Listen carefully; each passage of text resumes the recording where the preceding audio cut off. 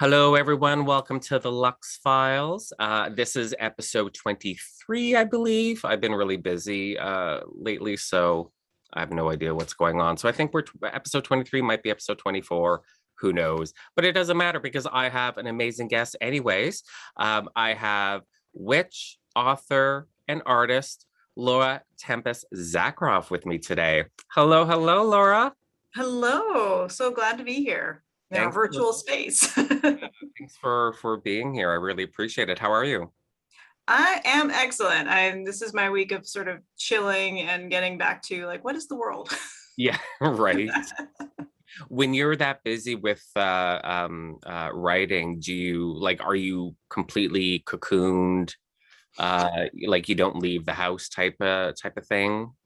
Pretty much because my brain becomes like this giant download, must express it. Like, no, I need to take a break, and then I go somewhere and they'll think of something else. So I try not to, move too much outside of the space and just let it happen. I'm like really shit for doing anything else. So it's like, all right, I have to get all the major other things done before I start writing. Otherwise, it'd be like, oh, I just can't.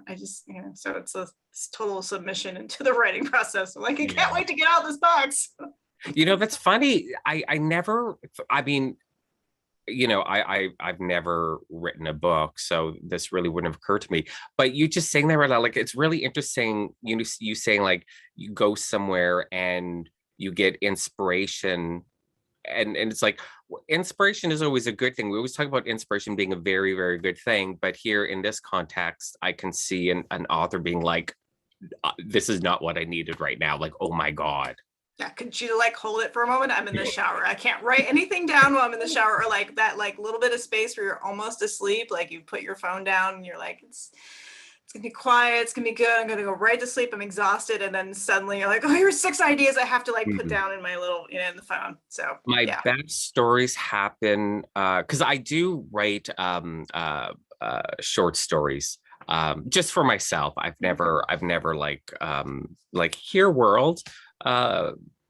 Let me introduce you to my fucked up brain because I write like occult detective fiction, but I kind of I kind of do it from the point of view of, like the worst of the satanic panic, like rape and murder and incest and all like the worst that was, during the satanic panic of the 80s and 90s.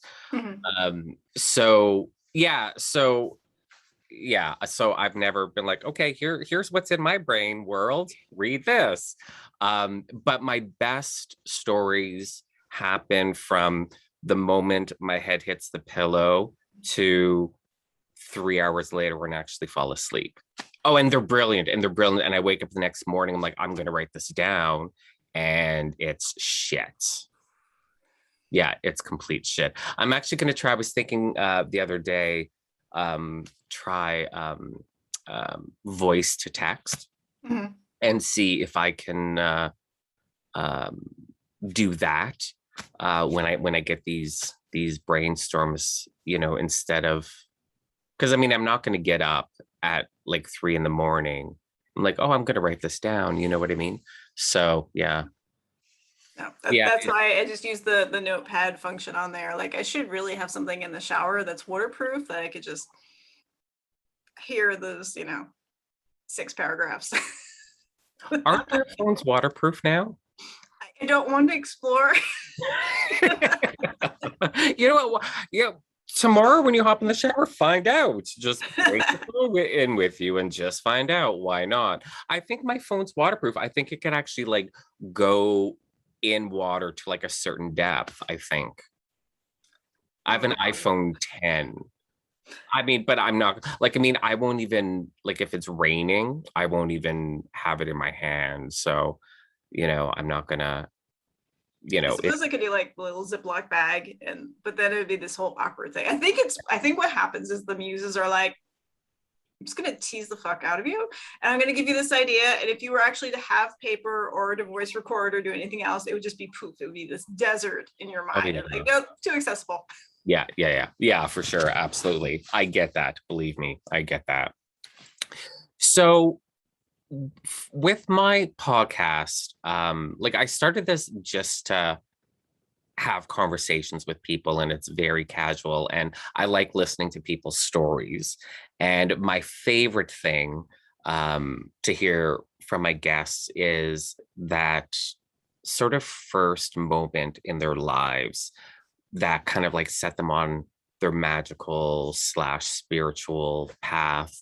Because most people that I've come across in our community, like there was something like early in their childhoods, and I Mhm. find it really, really fascinating. Um, so that's where I always begin with all of my interviews. So how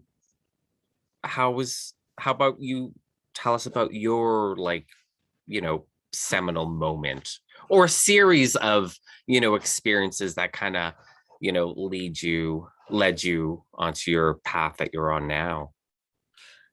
Let's see, we'll go for the key moments. Mhm. So I am, I guess the best way to kind of summarize it up is that I am the offspring of largely a Russian Slavic Jew and an Italian Sicilian Catholic. And mom won, so we all went to Catholic school. Mhm. And very early on, I think it was actually in first grade, we had a little trip to the church.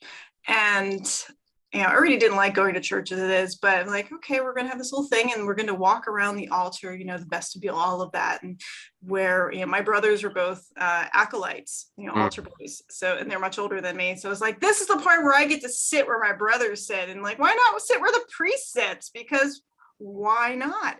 And I got sent to the principal's office Oh because no. it was like, no, because this is far enough where there were no female acolytes at that time, altar girls. Mhm. Well before that, and like, no, you're not supposed to be there. There's only for the anointed. And I'm like, this is bullshit. Yeah, like at like 6 years old, I'm like, this is not right. And I think that the nuns sort of agreed with me because it was like the principal of the school was like, I didn't, what are you going to do to a first grader who's just like, this is not right. Yeah, yeah. So that kind of set off that whole tone of the relationship of like, well, I feel like you should be able to have this direct connection to God, and there shouldn't be these intermediaries. And at the same time, I was also spending a lot of time out in the backyard. I had my dad and my grandfather built me a little kind of basically a Baba Yaga's cottage, practically. Oh, cool. Okay. So it's like the little Dutch door, cute little thing. And so I've been pretty much out there like by myself, like playing out in the woods, gathering moss, doing all the things, collecting seeds and such. And so I was already the little witchlet out in the woods doing my cottage thing, my Baba Yaga training. And that sort of set the tone for, exploring the world. And seeing that was this was also the time that the Mysteries of the Unknown series from Time Life was starting to come out, and very much an avid reader. I would check out all the books on like outer body experiences and the course on witchcraft and magic and all of these things. And so it was already set like that. But it wasn't until around my teen years, instrumental brothers, girlfriends, older women, right, coming into my life being like, you should read The Mists of Avalon. Oh, And I was like, this is amazing. And it made me so angry at the end. I don't recommend The Mists of Avalon now, but I mean, at that point, before we knew a lot of things about Marion Zimmer Bradley and other such things, it was like, it was like, why there was this like earth-based religion and goddesses and stuff, and now it's gone. And then a little while later, I found Drawing Down the Moon by Margot Adler, and I was like, wait, it's not gone. There are actually people who do believe in these things. It's not just like for that little tiny part of the library where it's like covered in dust and you're not supposed to go there. So that was the opening up gateways. It was like one little step further down until I realized like there are other people out there. Yay. that's awesome. Yeah, Mists of Avalon actually did a book report on the Mists of Avalon. And um, yeah, I mean, we won't talk about Marion Zimmer Bradley at all because, what's the point? But one of my most favorite books from period is one of hers called Heartlight. And it's hard to, it yeah, it really sucks. It really sucks. I think I held on to that little group of series, all the ones that were based in San Francisco and all that, because it was like, and that not too long after that, I was living in California. So it also, Yeah. But yeah, it's like, I finally got to the point, I think when we moved out here, I was like, I'm holding on to this. I'm just going to let it go. Yeah. I can't read it. Yeah. It's interesting though. Right after saying we're not going to talk about Marion Zimmer Bradley, I'm going to continue the conversation. It's interesting though because all of her occult fiction and her I'm just going to lump them all into like her Avalon series. They all actually tie in, all of them, every single book from her first one, The Fall of Atlantis, all the way up to Heartlight. They all tie in because in the Avalon series, they're all the main characters are reincarnations of older characters, and then into all of her occult fiction, it's the same characters reincarnated, and Colin McLaren, the hero of her occult fiction, he kind of flits in and out of all the books, was the reincarnation of Ravina, who was the priest who turned black magician that caused the fall of Atlantis. So it's just interesting how they all really kind of tie in together. But anyways, enough about her, because we don't want to talk about her, even though I can talk about those books a lot for the time, because I do love them. So yeah. So as a teenager, so you discover as a teenager that, this is real, witchcraft, magic, and whatnot. What was that like that sort of like aha moment? Oh, it was this is all not just in my head. It's like I had a natural inclination to look at the world in a very animistic point of view, and to see, especially as an artist, right? You create art, you pull things out of the ether, you manifest them from your head into your hands and out into the world. And there is magic in that, right? This to pull from nothing and to create like that. And so you can't really be an artist without already tapping into the other side of things, into the spirit realm, and then working with myths and all of that. And so like getting that bit of confirmation, I guess, was validating. It's like, yeah, I'm not totally, because you're already, especially for me, I was like the weird kid, of course, especially was the weird kid at Catholic school, and then moved to public school and high school, and it was still a bit weird, but they were sort of like, we're not quite sure what to do with you, because I was got relocated to South Carolina, so they were like, you're weird. But that's fine. We just think you're weird because you're from up north. So that's right. you're a bit strange. It's fine. So there's a bit of that. It's also like the book I just finished is about the intersection of art and magic. And I was tracing back two particular books outside of the Mists of Avalon that really affected my look at magic and my personal practice of art. First is Nick Van Tock's Griffin and Sabine series, as well as his other works too, but that was the trilogy was the first thing that I experienced. And it's this very liminal exploration of personality and art and, and muses and all this great stuff. And then Charles DeLint wrote Memory and Dream, which is about an artist whose artwork comes to life, like her dreams come to life. And you're like, okay, I know this is fantasy, but it's like when you're doing ritual and you see a god, whether it's in your head or people see it, we all have our different ways of interpreting the world. And then you put it to paper and you put that experience to paper and other people recognize that experience. Like, isn't that sort of the same thing? It's not quite in this fantasy, like, oh, they're coming to life on the page in a Harry Potter sort of way, but it still is, Yeah. So yeah. Amazing. Well, I think I was having a conversation about this with Thorn Mooney and someone else. I think maybe Jason Mankey. I can't remember, but just how fiction is sort of, well, it exaggerates what we do, of course, but it's not so much like an exaggeration as it is creating an outward expression of what we're experiencing inward. Like, I feel like,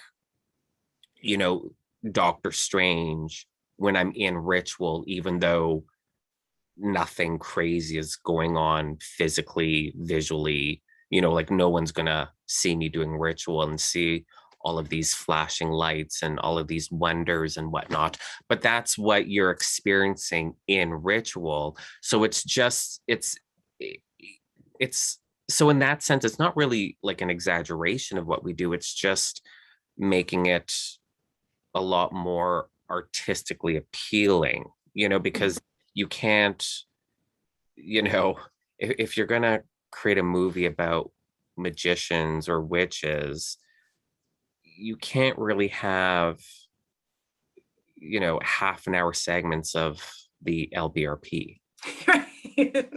You know, it's a translation of the feelings and what the actual experience is, yeah. For a variety of different ways of thinking.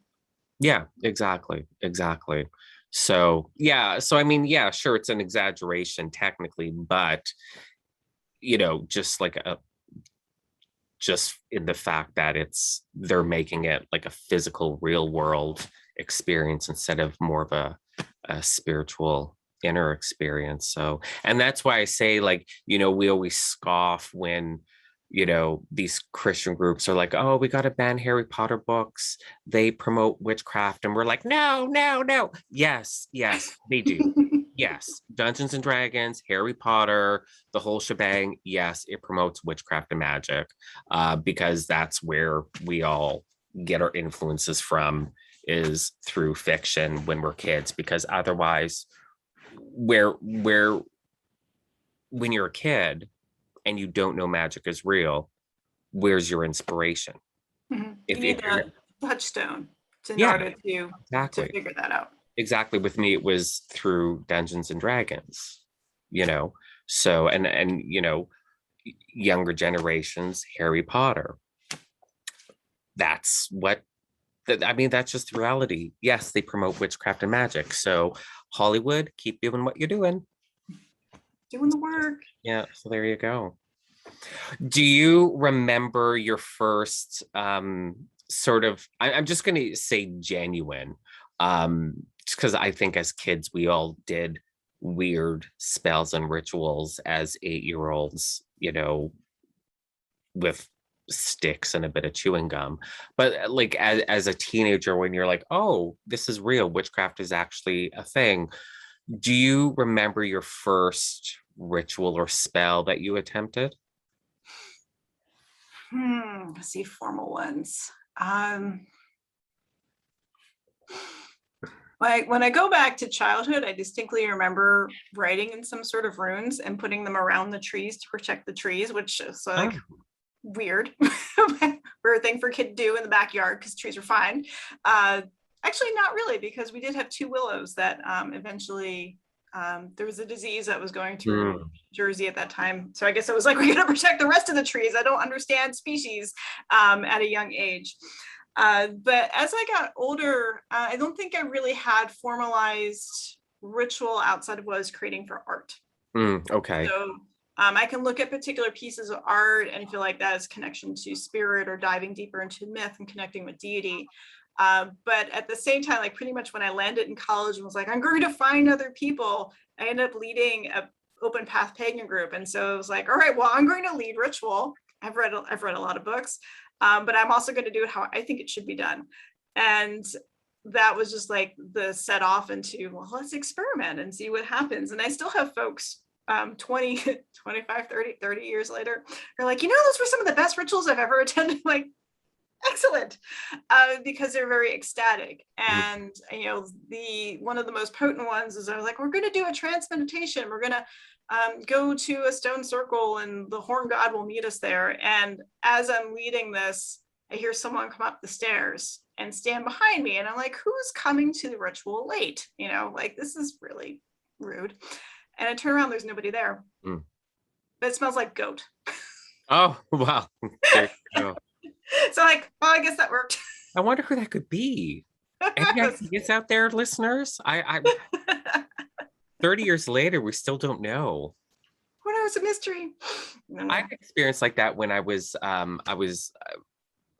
in my, I guess, God, when was this? It would have been in my mid-20s. I went back to school. I got my natural healthcare practitioner certification. And part of that course was Reiki. And we were in one class and we had a rule. The teachers had a rule. If the doors close, like if you're late for class, the doors close, you don't get to come in. But people still would. And there was in one room, there was a couch just along the wall by the door. So people would like kind of like quietly sneak in and sit on the couch to be as unobtrusive as possible. And I remember one of our Reiki classes, I heard the door open, someone come in and then stand right behind my left shoulder. And I could feel them. I can hear them and they're breathing on me, and it's getting like, it was annoying. Then it was just getting more annoying, more annoying, more annoying. So I finally spun around. I'm like, would you just sit down? And everyone just kind of stopped because it was quiet time because this is Reiki class and there was no one there. And I looked back at the instructor and she was like, that was one of them. And I'm like, yeah, I got that. Thanks. Thanks. Yeah. The memo now. It's great. And I never did Reiki again. No. Oh, that's funny. I think some of my most, I don't know if I would say interesting or powerful experiences was when I was a teenager doing ritual with my friends and kind of having an idea of what ritual should be like, but not quite really being able to dissect ritual and all the symbolism and meanings of everything, blah blah blah blah blah. So you just kind of do what you think is right and what's going to work. And I often think back to that beginning sort of experience and kind of wonder, like, I sometimes wonder if we lose something with more teaching and knowledge and rules, and if sometimes we kind of lose the wonder and the what if and let's just see what happens kind of thing with magic. I think that can be possible when people get so hung up on like the more you know, and then suddenly worry about, am I doing it wrong? Where when you don't know, you're like, how do I know I'm doing it wrong? Yeah. And then I think you also get to the other side of that mountain and you're like, fuck it. Anything's possible. So, it's that reconnecting with the sense of exploration. I feel like I can credit Catholic school for having giving a very excellent understanding of how rituals should work or shouldn't work. Right. Early on. And when I, started reading all the different books out there, I'm like, this is an interesting idea, but I don't really think this quite works because it's good ritual for a book. Is this ritual for living and for the experience? And I always was like, let's go for how's this feel and being able to change things in the moment, which I think also, factors into my background as an artist as well as a dancer, right? I'm very much an improvisational dancer. I'm not a choreograph leaning kind of person. It's like, if we need to change, we can change it in the moment. It's fine. I'd rather go with it rather than continue on this like dead journey. But I think so many folks feel like, well, here's the structure and I have to stick to the structure. And, I'll get the guaranteed result, but it's like they're more focused on the procedure than the experience itself. And it's like a dancer who only does choreography and thinks about what step is next, and you're never there in the moment, in the music, in the movement. and like, this is the dance. The dance isn't happening in those choreographed steps. The dance is happening as you're connecting to the music, the audience, the spirit, whatever it is in that moment. And so I hope that folks get closer to that. That's kind of my one of my little pet peeves is like, first, yes, magic is real. Second of all, if you're going to do ritual, do it like you want it to go somewhere rather than like, oh, this is just what I'm supposed to do. Right. It's a reason. I think, for all of us that, come to the magical community and stick with it, I think we have our ups and downs where, we're like, I'm a clueless teenager. Oh, and now I'm an experienced whatever. Like, I joined OBOD, so I had a bit of structure. And then you kind of go down like, screw it. I'm just going to do whatever. I think I think most of us go up and down. I don't think we, get to a certain point and just stay there.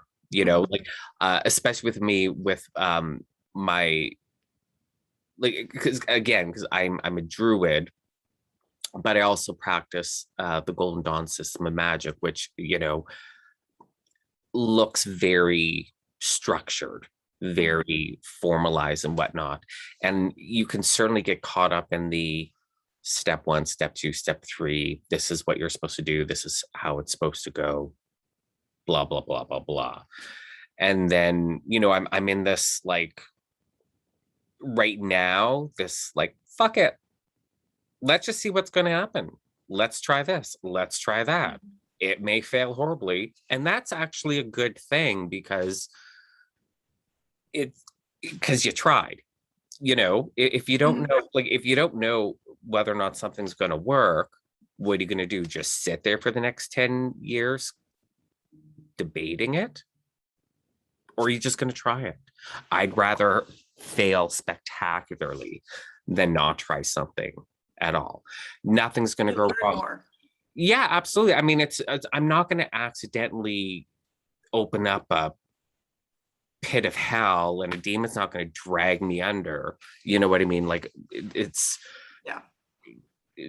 just try it. Like, who cares? And I'm sure after a while I'll go back to proper forms and rules and whatnot for a while, and that'll get stale again, and then I'll just say, fuck it, I'm try this.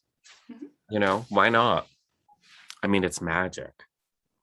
There is something comforting and reassuring, especially when you're doing group ritual, right, where everybody knows what the response is and know where you're supposed to do this, and there's the theater of that, like that really kind of comfortable theater that is communal. Like, it's more about the human communal experience in those moments, which is a little bit different than the experimental and ecstatic moment as well. But then at the same time too, right, if you build up a familiarity with what this could be, like the container is at least like, then you can explore and have the comfort, which, like, there's so much room. It's like, it's not just this two ends of the spectrum. There's this really wide golden mean of what we can do.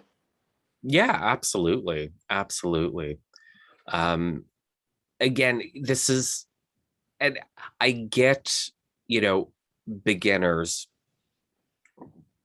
just discovering magic for the first time and reading the books and whatnot.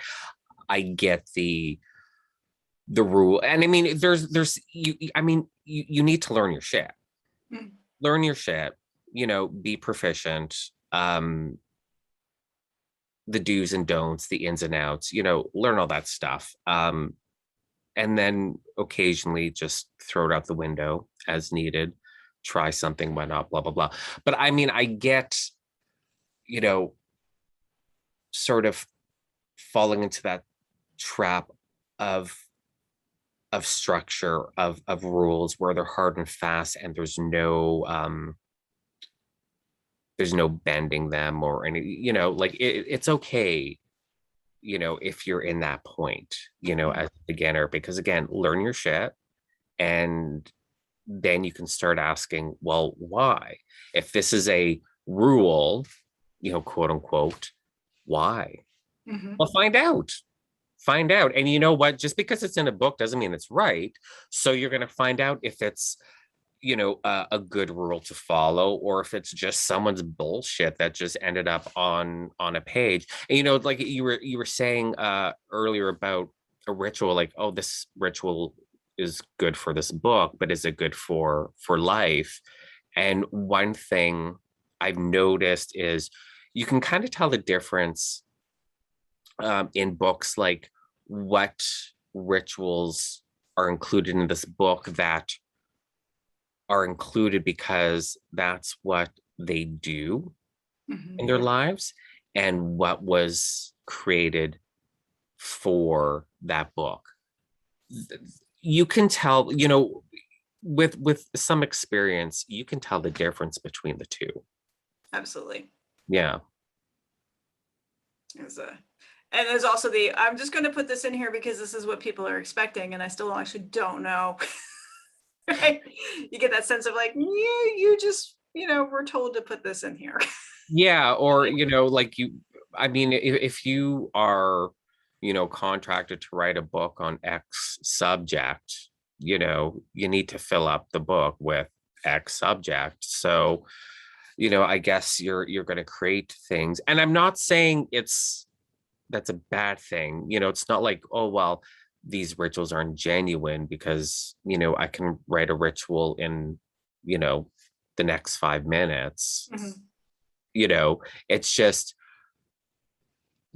because it's in a book doesn't mean it's going to translate well into real life, so you may need to, you try, you're like, well, this isn't working. Okay, well, what do you need to change? And that's okay too. Yeah, can be inspiration for the next step. Exactly. Or what not to do. That's always like that thing is like, sometimes what you see and experience can be what to do, and sometimes it's what not to do. Yeah, absolutely. Do you have anything like in that sort of formative phase of your magical life, anything where you're like, I did X and I'll never do that again because it was a horrible outcome? I don't mean like necessarily spells gone awry or anything like that, but just like that wasn't a good idea. Probably one of this. That might be a tough question. I don't know. I feel like it goes more into the realm of fire safety, which, I wrote The Witch's Cauldron. There's like all these little fire safety things. And I remember my editor going like, do people really need these? I'm like, if it's in this book, somebody, possibly me, has done it, or I know other people have done it. I can't quite remember. There are two situations that I was within my sphere of experience. I can't say I was personally responsible for, but I also didn't stop it until it was too late. One was we were doing a ritual indoors because it was raining or bad weather or something. It was here in Rhode Island, so it was either humid, wet, or freezing cold. And so we did like in my living room with a little cauldron, and we were like, we're gonna invoke the elements, and we're gonna throw some herbs into the cauldron. Somebody put in the dried eucalyptus that's like part of flower arranging. Bad stuff you should not burn. So yeah, just because it looks sort of natural and seems like it's a bad idea. Luckily we have windows, so that so don't burn random shit that you don't know what's going to do without proper ventilation. The other thing is, if you're like, we don't have a big enough cauldron for this ritual, will this hibachi work? And we're going to put the hibachi cauldron on this table for our Samhain ritual, and somebody decided that part of it was they were going to put candles inside the fire. So candle melt wax down through the trap, down into the table, whoosh. Oh my word. That's hilarious. So luckily got the fire out. It's fine. I still have that table. It did survive.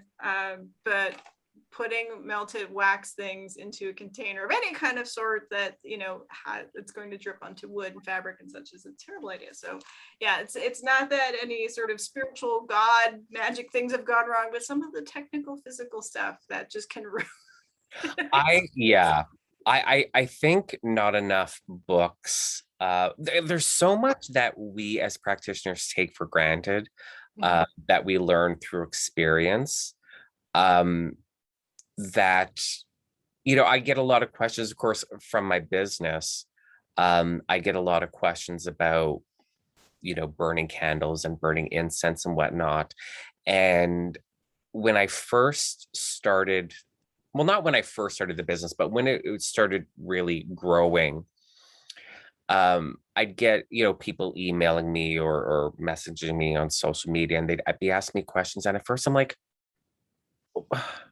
how do you not, how, why are you asking this question? Like, how do you not know? And like, oh, no, Sean, like, burning incense isn't taught in schools. Like, someone at some point is going to burn incense for the first time. Like, there's going to be a first time for them. Yep. I learned, you know, like burning loose incense with the charcoals and whatnot and safety precautions from someone else. You know, it's not an inborn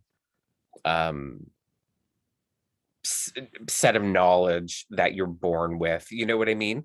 And it amazed me, the types of questions that I was getting. It's like, you know, yeah, none of this is in any books on magic. You know, none of this practical stuff that to us is second nature.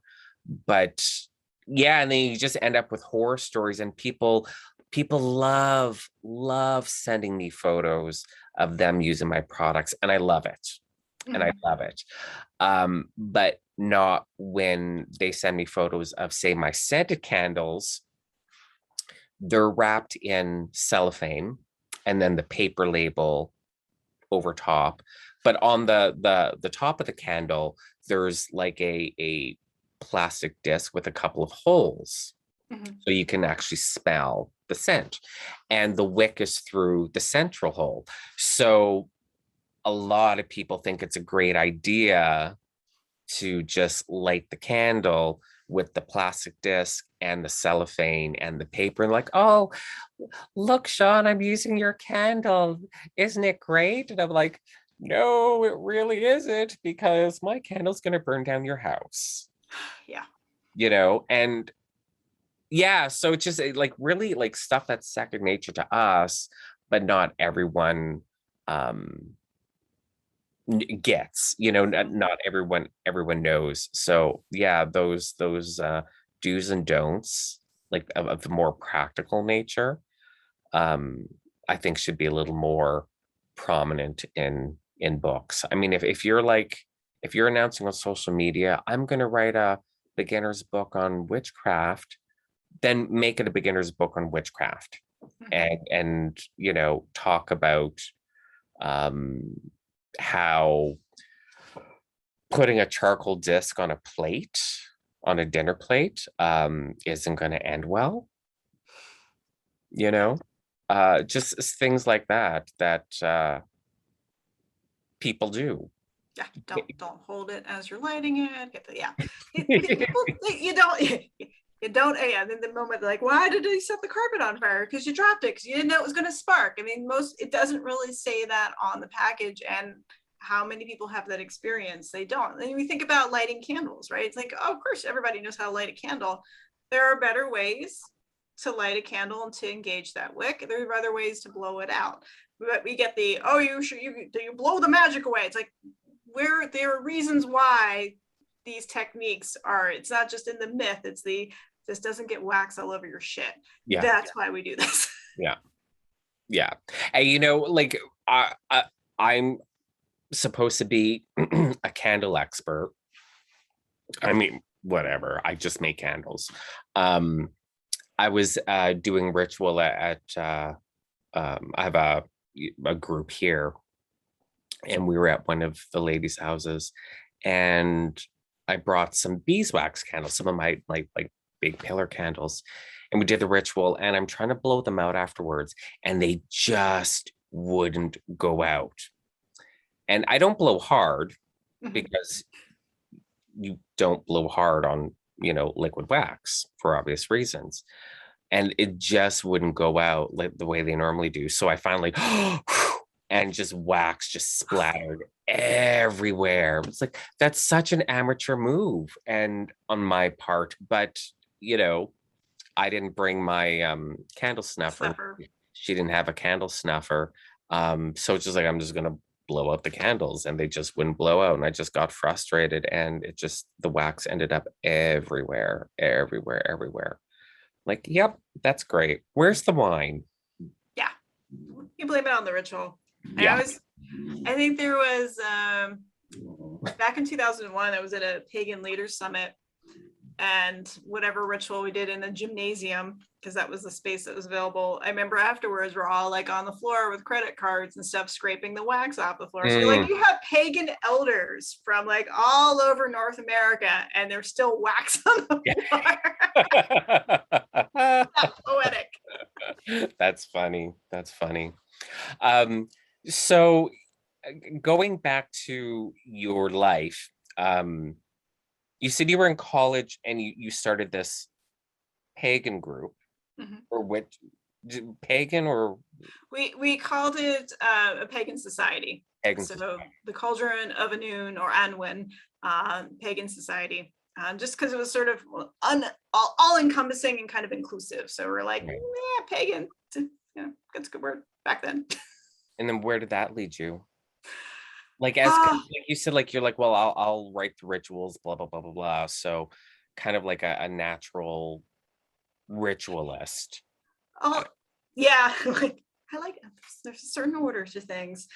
So what was happening about that time, as I was exploring what's in this area and such, and then you had a very good friend who was in one tradition is very Wiccan witchcraft, and I was like, that's not quite what I want.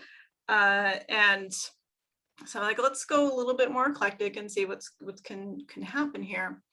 And as I pulled the group together, because I'm like, just see how this goes and what people are attracted to, this kind of ritual versus that kind of ritual.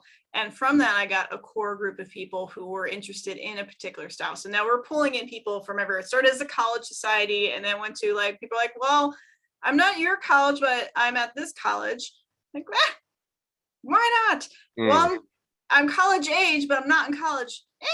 Like, I'm pagan. All right, great. So like we got to be one of the largest open path groups in New England very quickly. How big did it get? I think at that time when we had our Samhain rituals in Beltane, we had upwards of 175 to 200 people. Wow. So yeah, it's kind of crazy. Like, this area, people don't think, oh, it's not that. There's not that. There's a lot. Rhode Island was founded by basically heretics and pirates and deviants, and has never gone away. So there's so much. Everyone thinks of Salem, but they're like, I think per capita, like how many witches and magical practitioners there are just within this state, and southeastern Massachusetts and Connecticut is just insane. And people come from anywhere. They're like, I'll drive down from New Hampshire for this, sure. So, had this big group, and of course, with a large group where being inclusive, you like, well, everybody's welcome. But then you think maybe with these 5 or 6 people, we have a closer relationship. And so we're also going to work on our ideas on the side. And so that's part of how the modern tradition came into being, was with that core group. So we had big public rituals that were for everybody, and at the same time refining this tradition of witchcraft that was very ecstatic and animistic at the same time, and based into what's happening in our area, connected to the land.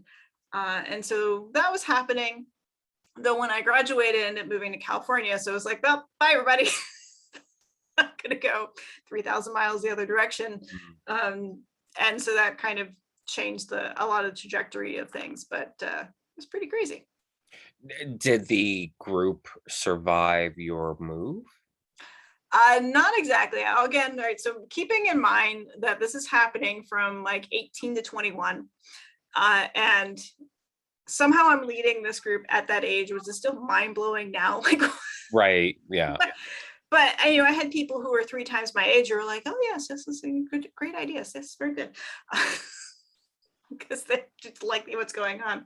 But when I moved, I was like, I don't know who's going to be able to take this over. So the tradition itself went on, but none of the folks in the tradition wanted to really take over the large group. And so it just sort of dissipated. Right. As things do. Yeah. And I mean, people are like, are you gonna you can't blame them. Like, that's a large group to, corral. And yeah, it's and most people just sort of went to other groups, or more they at least got introduced to other groups in the area, whether Jura groups or Wiccan groups and eclectic groups, etc. And they kind of, I guess, just kind of found their niche. There's also a lot of heathens and satru, so folks who are more like into that found those groups. So I guess we birthed many smaller groups through that. And but no, like when I moved back, they're like, you gotta start it up again. I'm like, no. I'm older and wiser. Yeah. No. Yeah. I'm older, wiser, and tired. Yeah. Oh my God, how much energy did I have? Because I was also like finishing up going to college. I was married. I was also part of Crescent Magazine. So I'm like editing a magazine and doing art and stuff. Like, the amount of shit that I was doing at that time was like, I wish I could have bottled that and just like held it. Oh, I know, right? I know. Yeah. Especially now with me on my busy times, like right now when I'm like working 14 hours a day. It's like, where's that energy? I used to have it. And then pandemic on top of it. It's like, well, why is this sucked? Like, it's very much like the Princess Bride. We have sucked away. Yeah. Yeah. Right. Yeah. So you moved to California, and well, why did you move to California? So one of the folks that I founded the tradition with, she's originally from the Bay Area, and she's like, you should move to the Bay Area. And my husband at the time was also originally from the Bay Area, had moved out to the East Coast. And I was like, this seems like the perfect thing. So just left the East Coast, went to California, and did that for 6 years until decided to move back to the East Coast. And bounced around the East Coast, and I moved to Seattle and back to the East Coast. So I do at least about 6 years wherever I'm at. Okay. It's my cycle. Mine is 4 and 5 years. I've moved around a lot, and I used to move for work a lot. So I tend to do 4 or 5 years and then off I go. Although there was a point where I was moving once a year. That was fun. Well, but you also perfect the art of moving. Like I could have everything unpacked and set up, all boxes empty, in a day. You know what I mean? Just because you just get so proficient at the process. After a day of unpacking, setting things up, the place looks like it's been lived in. But yeah, that's still, that can be, that kind of lifestyle can be a little rough. But so did you, when you moved to California, did you get your tradition going there with new people, or was this sort of like a sort of, well, I don't want to say a hibernation period, but you know what I mean? It did. Well, so the drastic thing, first of all, so here in New England in the 90s and the early O's,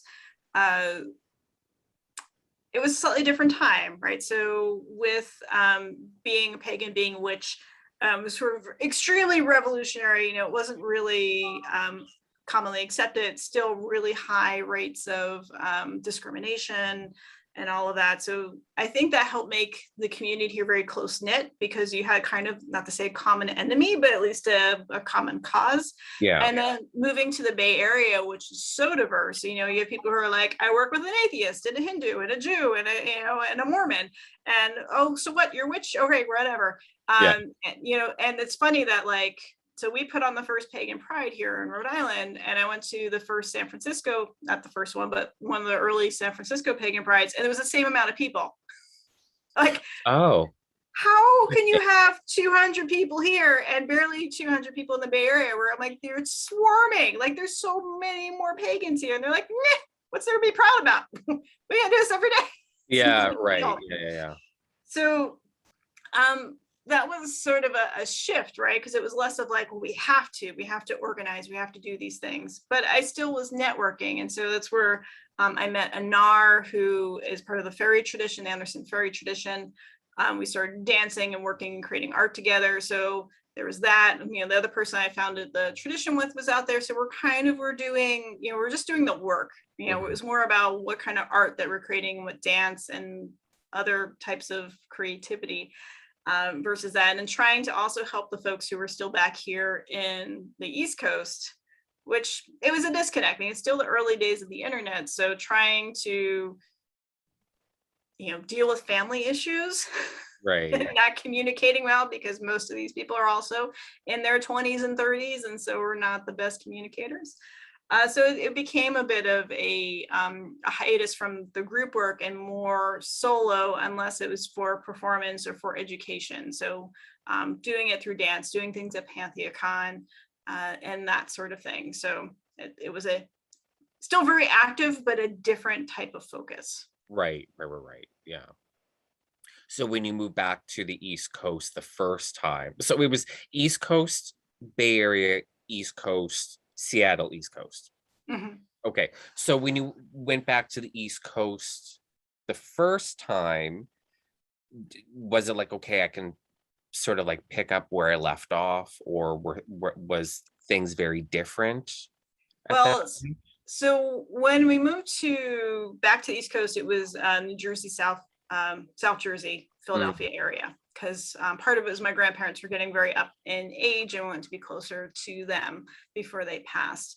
And South Jersey, people think of New Jersey is like just basically an annex of New York, but most of South Jersey, as well as part of North Jersey, is very, very rural, very suburban and rural. Mm-hmm. So what happened was, and like, well, I don't know what's going on down here because it's just very much in the boonies. And it turned out, as I was teaching belly dance classes, that some of my students were like, we're kind of in this coven from somebody else who kind of got her degree online. And like, oh, let's just try for community, right? For community's sake. And so I started to kind of tentatively feel things out, but didn't quite find that home, because it still wasn't, it was very much, they were doing it by the book. One of the rituals I remember were like in South Cape May, which is where there's a giant lighthouse. It's huge. It's like 215 feet tall, the Cape May lighthouse. And they're like, okay, now we're going to call upon the god, in which we should face that direction. I'm like, why don't we face the direction of the giant phallic 200-foot thing over there and call the god that way? And they're like, what? I don't know about you, but that works for me. We're right next to a huge penis. Take it. Yell it's at got it. a light on it. So yeah, I am a bit of a heretic and a blasphemer, pretty much in any case I come across. So yeah, I think they were like, half people were like yes, and the other people were like, oh, we got to do that. So it took a while. But actually it was the shortest day. I think here was 2000 in New Jersey was 2007 to 2009 until I ended back in Rhode Island again. But it ended up being a full 6 years between New Jersey and Rhode Island, which is where I was sort of poking back out. But it wasn't until I was in Seattle is when I went full back and like, let's see what's happening, because there was a bit of a lull. Like when you think about the 90s and early O's, right, there's a big boom for paganism and witchcraft and the occult, and then it just sort of got quiet, those the late O's into the early teens. And that's why I'm like, let me see what's going on. And the Seattle community is very eclectic and weird and strange too. So that was very reaffirming to find like, oh, there are people who are focused on academic side and also not caught up into all this stuff. Like they've grown past those books that were some were questionable and have found better material and are less assholes about everything. So that was fun. Yeah. Well, I mean, Seattle's always been weird, you know, and right now, I find that there's a lot of shit happening in Seattle and that area, and I think it's a good hub right now. But yeah, that lull that you were talking about, I wonder, you see, sometimes I guess pretend I'm a sociologist, I guess. And I wonder about our behaviors as humans and that lull in the community. Because I just felt like we were thriving and growing and everything was colorful and beautiful and really amazing. And then it just kind of poof for a while. And I wonder if that was because I mean, we're of an age where the internet in our formative years was so not what it's like today. It wasn't that as accessible, and it wasn't, instant communication and, face to face and what it is today. So I wonder, I kind of wonder if the ease of online communication created that lull, because we used to go through such extraordinary efforts to come face to face, whether it's a public ritual or a festival or a moot or whatever. Like, we're just so desperate for connections. And now, and not to downplay online connections, because I'm the type of person, like, I'm really easy with the F word, friend word, where I'm like, if I communicate with you a few times on Twitter, we're friends. Like, we're friends, because why not? Like, why not be friends with everybody? Why not consider everybody friends instead of just strangers or assholes or enemies? You know what I mean? Yep. So, not to downplay online connections, I just mean, like, once that online connection became a lot easier, more accessible and whatnot, I did that cause that kind of lull, because it's like, well, do I really need to get up off the couch because I can just log into Facebook, into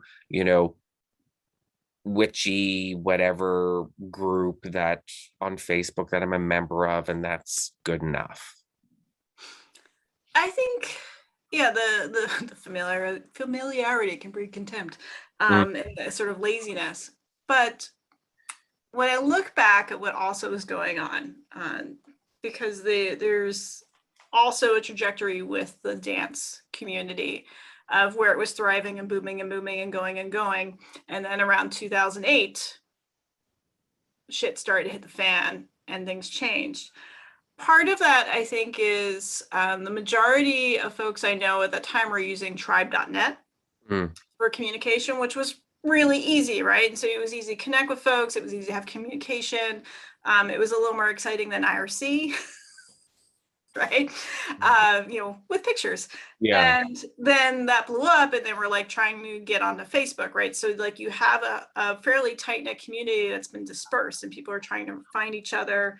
And you also had like the early invasions of LiveJournal, right, with the Russians and the changes happening there. So that's sort of disrupting those online groups as well. So we're changing that. So what we're familiar with is becoming less comfortable.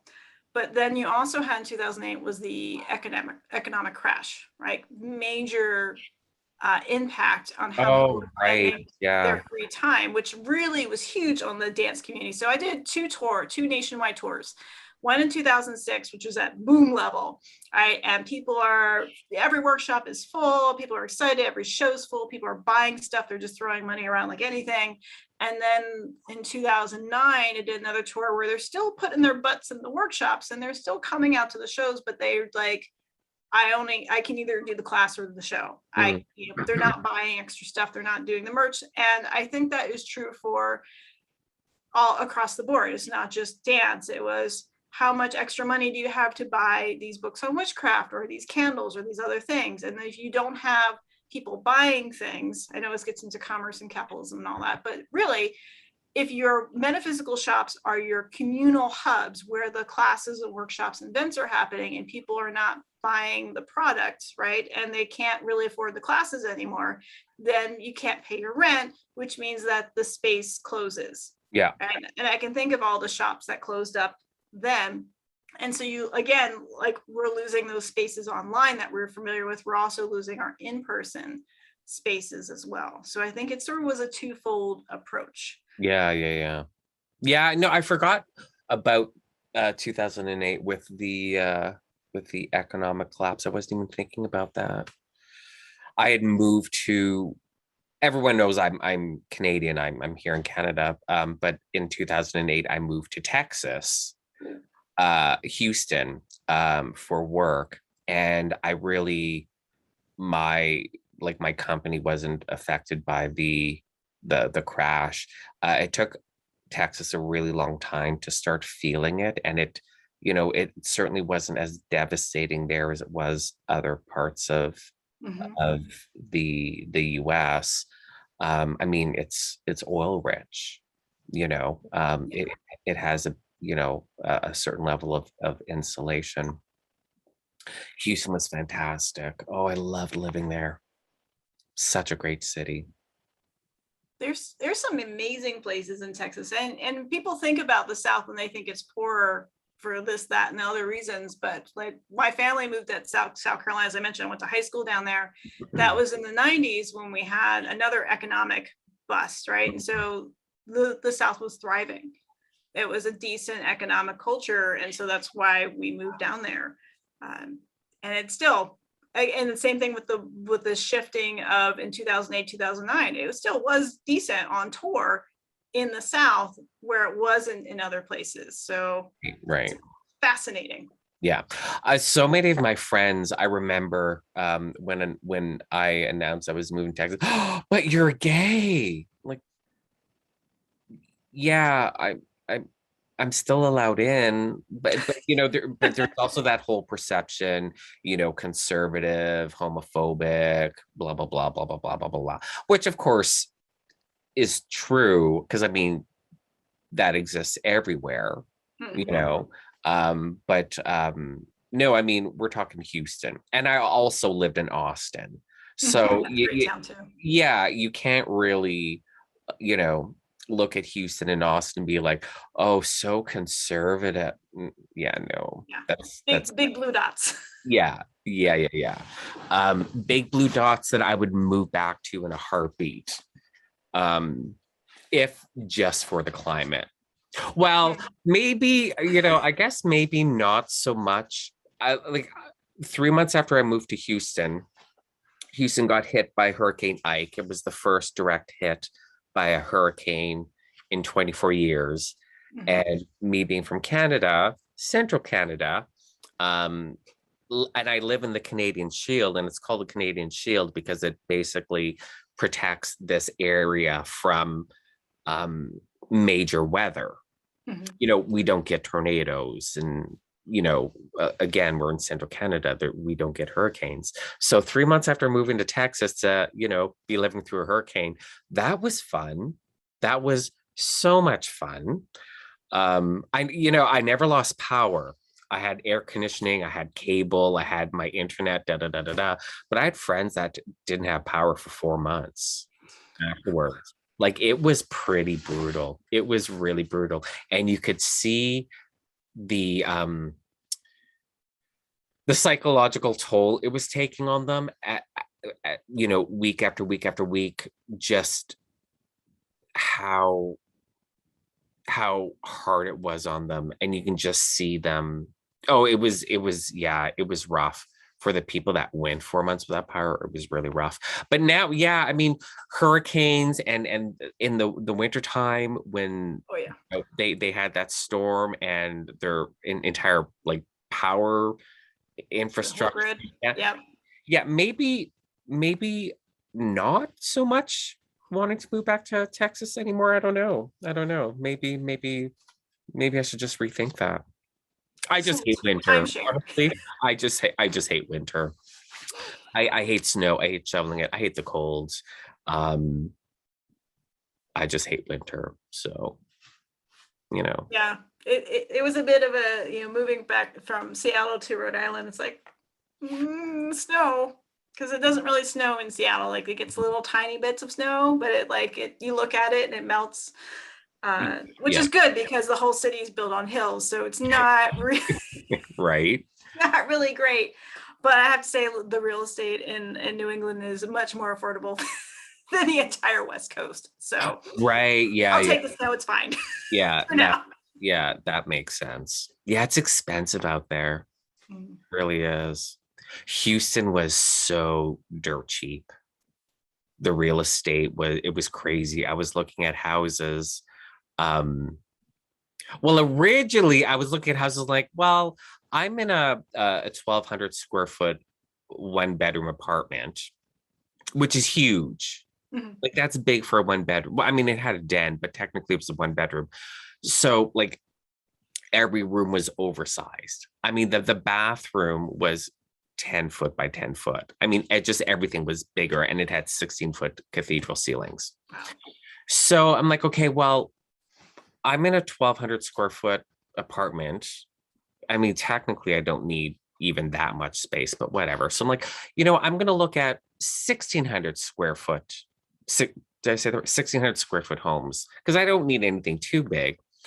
I wonder what that would cost. And they were like $130,000, which is crazy. I mean, Yeah. I'm in Canada. Everything's expensive in Canada. Our average house price right now is like $650,000. Yeah. And then my parents came to visit, and they're like, oh, it's so great, blah, blah, blah, blah, blah. Now we know where we're going to spend 6 months out of the year when we retire. And I'm like, oh, son of a bitch.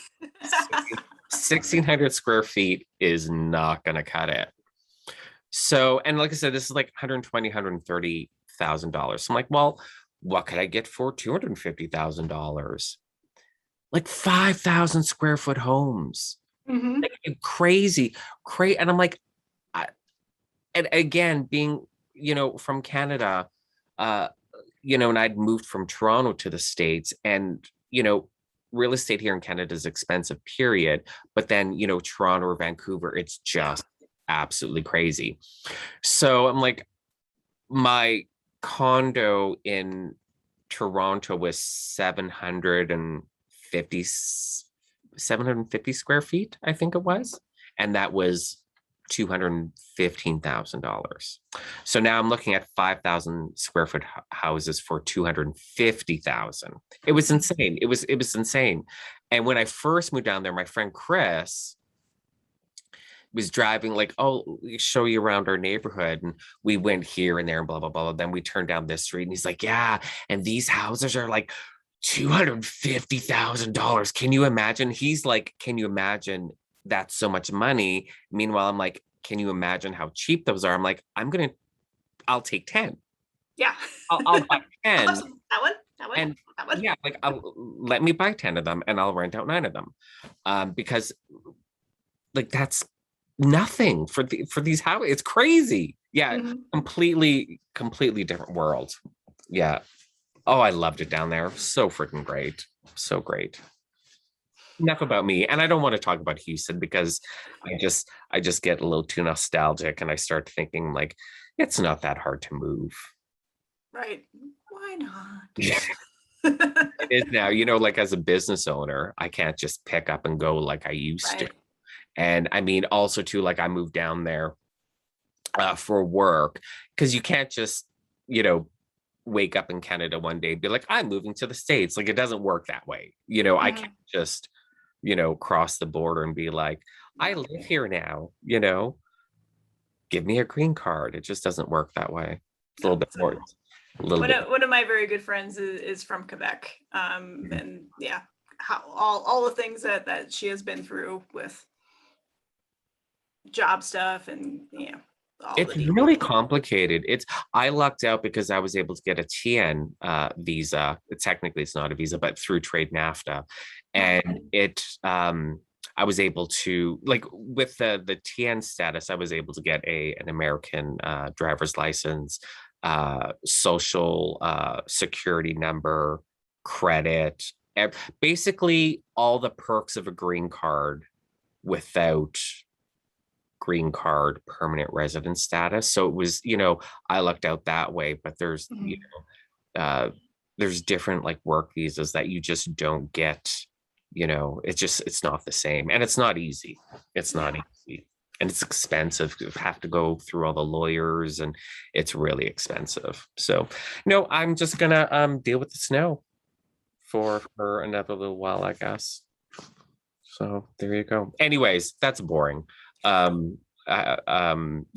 anyways, so you're back on the East Coast, and at what point, this is something I'm always fascinated about, at what point did you wake up and be like, I need to write a book?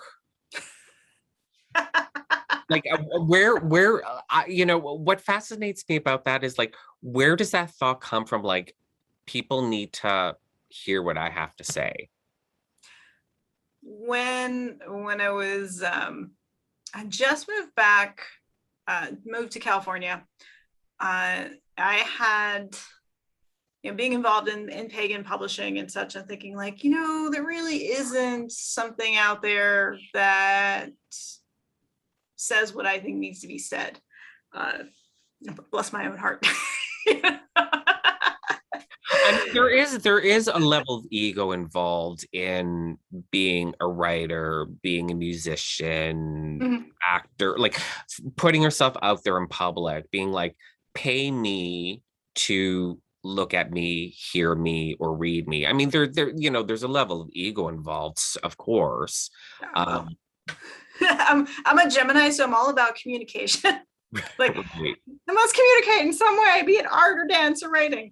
So I had started putting notes together for writing a book that I thought would be a little bit more up to date, because, you know, looking at a lot of the books, you know, outside of like the popular stuff in the 90s, I was going back to things that were written in the 70s and 80s, right? And I'm like, these are good, but they aren't updated enough for now.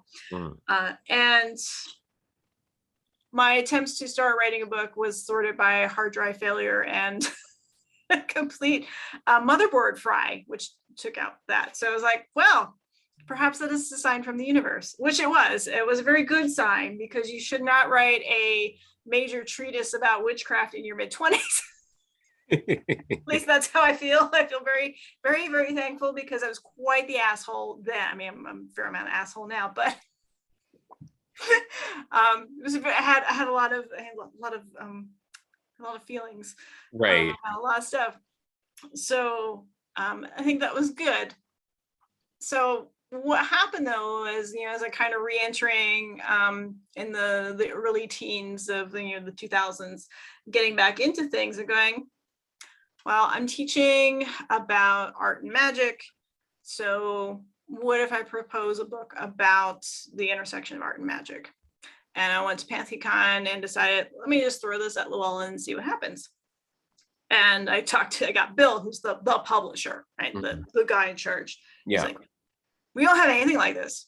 You should totally write this book, send us the proposal. And I'm like, great, I'll send you that proposal. Which means I pretty much panicked about it. Right. Yeah, like, oh, I know I have to actually like kind of, you know, write the thing. And now I have to do this thing. I have to do this thing. And that was really intimidating, because it was something I was really passionate about and very close to my heart. And in that process of like meeting folks from Llewellyn, connected with Alicia, who had a little while later had put out a request or call out for people to write something about cauldrons, because they were starting to do the tool series. And I'm like, I ran a group whose name had cauldron in the center of it, and because we love cauldrons and we love talking about the mythology of cauldrons and all this stuff, and I have big opinions about cauldrons, and so I was like, that I'm going to set a proposal into, and I got it. Awesome. And I was it was a kind of a good thing, like, you know, instead of something that's like super deep and close to your heart, it's something like, this is a thing I'm excited about, that I can talk to other people and do more research about the things I don't, because I love doing research. And we'll see how it goes, because I know I'm quirky. I have very, you know, some non-typical opinions about things, especially non-binary thoughts about some myths and how things are symbolized, and we'll see what they do with them. So the Witch's Cauldron was a test. Right. And all of the quirky stuff stayed in the book. Nothing that I thought was like, they're going to take this out. They didn't take any of that stuff out, which I was like, this is good. Right. And we'll see. You know, like they kept the stuff, which I think is important. Because, you know, it was different. That was the other thing too. They're like, oh, this is a new take on this, and this is actually really important. This is balanced, and you did the research. What a concept. So once I did that, then I felt like, all right, now I'm going to slide into something closer. It wasn't exactly that initial proposal of the intersection art and magic, but it was sigil witchery. And that was where I was starting to develop this technique for other people.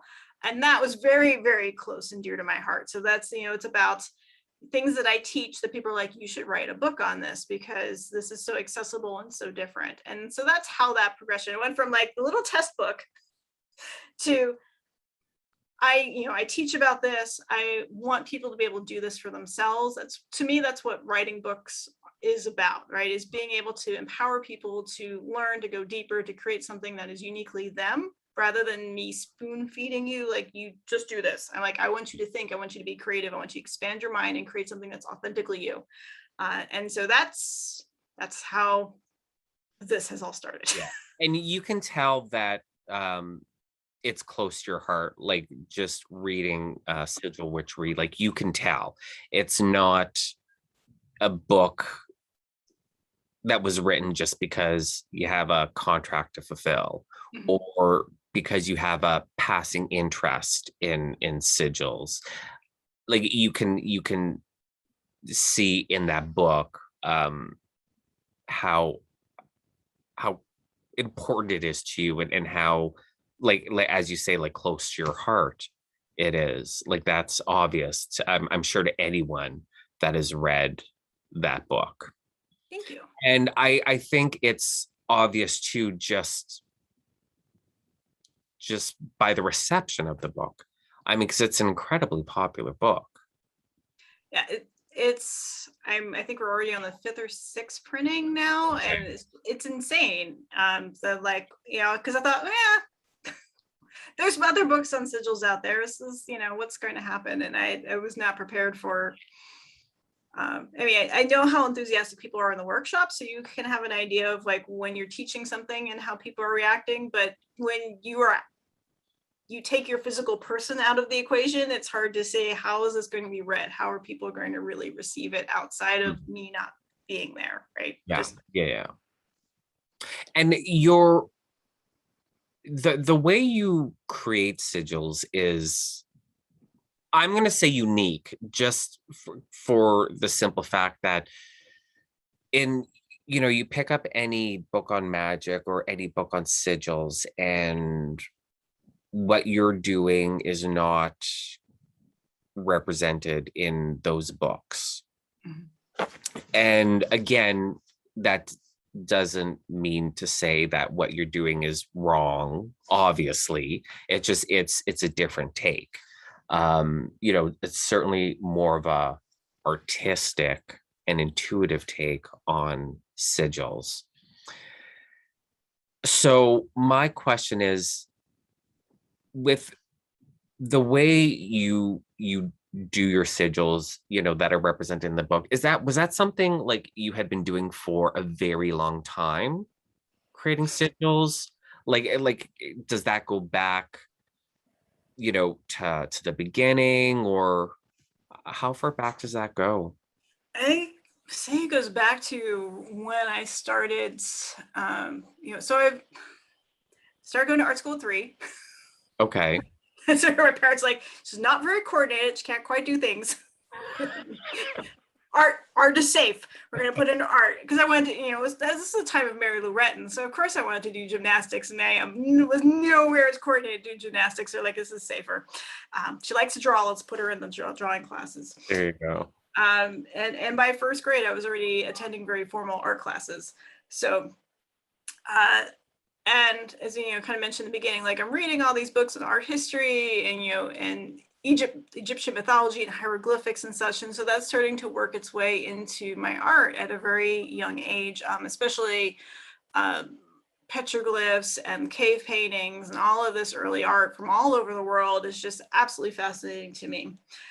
And I was just going about doing how I create art, but it wasn't until I started teaching the visual alchemy class to witches and pagans and magical practitioners, where people were like, how are you doing this? That I had to go like, I've been telling myself a story in my head, and that these lines have this meaning and that, and just it makes sense in my head. Mm-hmm. So the method is a deconstruction of nearly 4 decades of how do I put line and shape together, and have it have meaning, and putting it together as a spell. I don't automatically go like, I have to make a sigil for that. It tends to be more of a natural, it's an intuitive part of the process of this is what this needs. So because I'm in communication with that art, with that idea in the moment. And I think that is actually very close to how a lot of different art is made around the world and has been for thousands and thousands of years. I'm even convinced that Spare's primary method of crafting sigils, which is not what we tend to think of with, they tend to think the chaos magic and the sentence sort of thing. A lot of it is more organic. Like you can look at that stuff and it's more organic and less structured like that. I think that's how a lot of folks get into the line and the shape of things. So right. That's kind of how it worked. Now that because I'm just kind of like visualizing some of your sigils in my head from your book. Now that you talk about being fascinated by hieroglyphs and petroglyphs, you can kind of almost see that kind of influence in a lot of your sigils. Mm-hmm. It's those lines and those dots and those marks, so like I talk about in Sigil Witchery, Genevieve von Petzinger's research into 32 signs, like these signs that have been all over the world for, spanning a period of 10,000 years of being used, right? I think that this is really fresh in my head because having just written, this is what the 9th book is all about. So this is the visual alchemy book. So this is the proposal way back then that I was scared to write, and now here it is that if we pay attention, so art making is a survival skill. It is not a hobby, is not an extracurricular activity. I really believe that our ancestors were creating art as part of it's part of a memory process, right? To maintain memory. It's about problem solving. Design is all about problem solving, right? That's what the heart of design is. And when we start to observe the universe, which, side note, witchcraft, magic, right? How much of that is about observation, right? To observe, to really look at things, not to just talk at it, but to look at it. We start to see those horizontal lines and the vertical lines and the spirals and the dots. It's like it's in the cellular structure, it's in the plant structure, it's in the fractals, like it's in the universe all around us. And so if we stop ourselves for a moment and start to deconstruct what's going on, that's all around us, which is just, to me, so exciting. Right. Yeah. That's interesting. I read, or was it in your book? Maybe it was your book talking about like the 32 symbol. It must have been in your book, because I was just gonna say, I read somewhere, last year-ish or something like that, about these 32 symbols. So it must have been in your book. It's kind of fascinating. At in in one way, it's kind of like, well, uh, yeah, obviously, like it's so obvious. Everybody should know that. Yes. But just because like my eyes are open. Like, what am I looking at right now? Um, but it's just things you just don't normally think about. You don't walk down the street it's thinking like, oh, there's got to be X number of common symbols that I can see everywhere. You know what I mean? Obviously. So yeah, it's so obvious when you think about it. Um, and then you just start looking around, you're like, oh my God, like, yeah, and kind of have a start, and this might just be me, then I start thinking a little bit more um existential and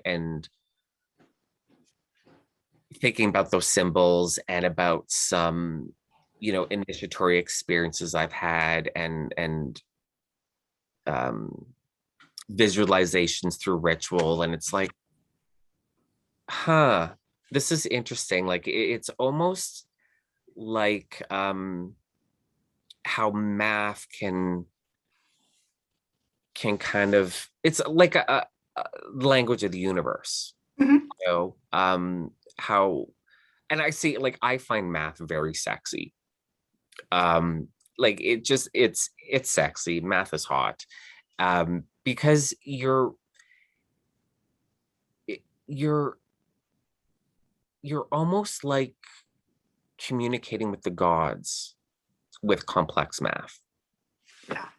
And it's the same thing with these symbols. When it's pointed out to you in black and white, like you did there in your book, and like I said, I start relating it to what I'm seeing and experiences, spiritual, magical experiences that I've had. Like that, it's just another way. And of course, we all know shapes, geometry, math, Mhm. music. It's all connected, and that's Yes. all the language of the gods, the language of the universe, and how you're, if you're, you know, if you're of the mindset that there's a spiritual component to the universe, we're spiritual beings trapped in physical bodies, Mhm. then you need a language, a spiritual language, and music, shapes can start getting you there. Absolutely. I think that if we taught math and magic alongside in school, it would be mind blowing. It's such a game changer. I think about when I was like in fourth or fifth or sixth grade, being made fun of because for a lot of things, but in particular, like because I did good in math. They're like, you like math, like it's such like a bad. I'm like, I'm good at it. Doesn't, I don't know if I necessarily like it, but I think I go back in time and like, yeah, bitches, I like math. What's your problem with that? You Right. idiot? It's fine. Can't go back in time. It's all good. But yeah, like the numbers and as you said with music, and you look at the scales and all that, and then like the senses and part of the particles of the universe, structures of cells, atomic structure, the invisible structures of the galaxies, that science is now like, yes, there is invisible structures that we can't see. That's kind of these things are built on, which is all based on these mathematical equations. I think like part of sigils, why they work and when you recognize that something really works, is it's almost like keying in to that pattern. Like you figured out, like, this is what I want to manifest, this is what the door looks like, now I've constructed the key. Mm-hmm. Mm-hmm. Which is like very very on the higher esoteric realm of like, woo, here we go, but like, what makes sense, right? Like it does with the mathematical language. Yeah, absolutely. But with with a lot of path working, and this isn't something that I have seen at all through all my years as a pagan, my druid training, um you know neo-pagan books. I've never seen this. until I started studying the Golden Dawn, is traveling through sigils to get to the, whatever plane you want to get to. Like, say you're working with Tatwas, or you're invoking a spirit, and you use the sigil as a doorway Mhm. to get to that spirit. And and again, you start thinking about shapes, sigils, doors, math, music, vibration, and how they all transport you from this point to that point, whether it's physically, emotionally, spiritually, like it's just, there's all those connections, those associations. And yeah, so when you talk about like a sigil as a doorway, absolutely, absolutely, because a sigil absolutely can transport you from here to there, the same way music can, movement, any expression of art, any, because within that expression of art you have math. Yep. This is so exciting. Oh, it's sexy. It's so sexy. And, when you have people, I mean, I'm no brilliant mathematician by any stretch of the imagination.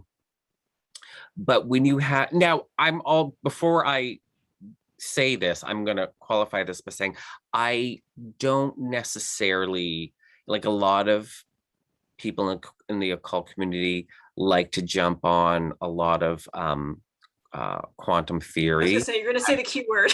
Yeah, as proof of magic, type thing. Like, you have to be careful with that. Now, with that being said, when you listen to open-minded quantum theorists, astrophysicists that know, and I'm going to say no, and I'm not going to say speculate or theorize, that know that there's more out there than just this physical world, like of what we can touch and see. It's exciting, and it is sexy. It really is. When you have that intersection of magic and spirituality and science, because we split those into two completely separate things. And like you were saying about, they should be teaching magic and math in school. Back, tutor age, even before that, but tutor age, because I'm thinking of Dr. D. Calculating was also called conjuring. Math was magic, and it was scary. And of course, at that time, magic was automatically evil, of the devil. So math was scary, evil, from the devil. You know what I mean?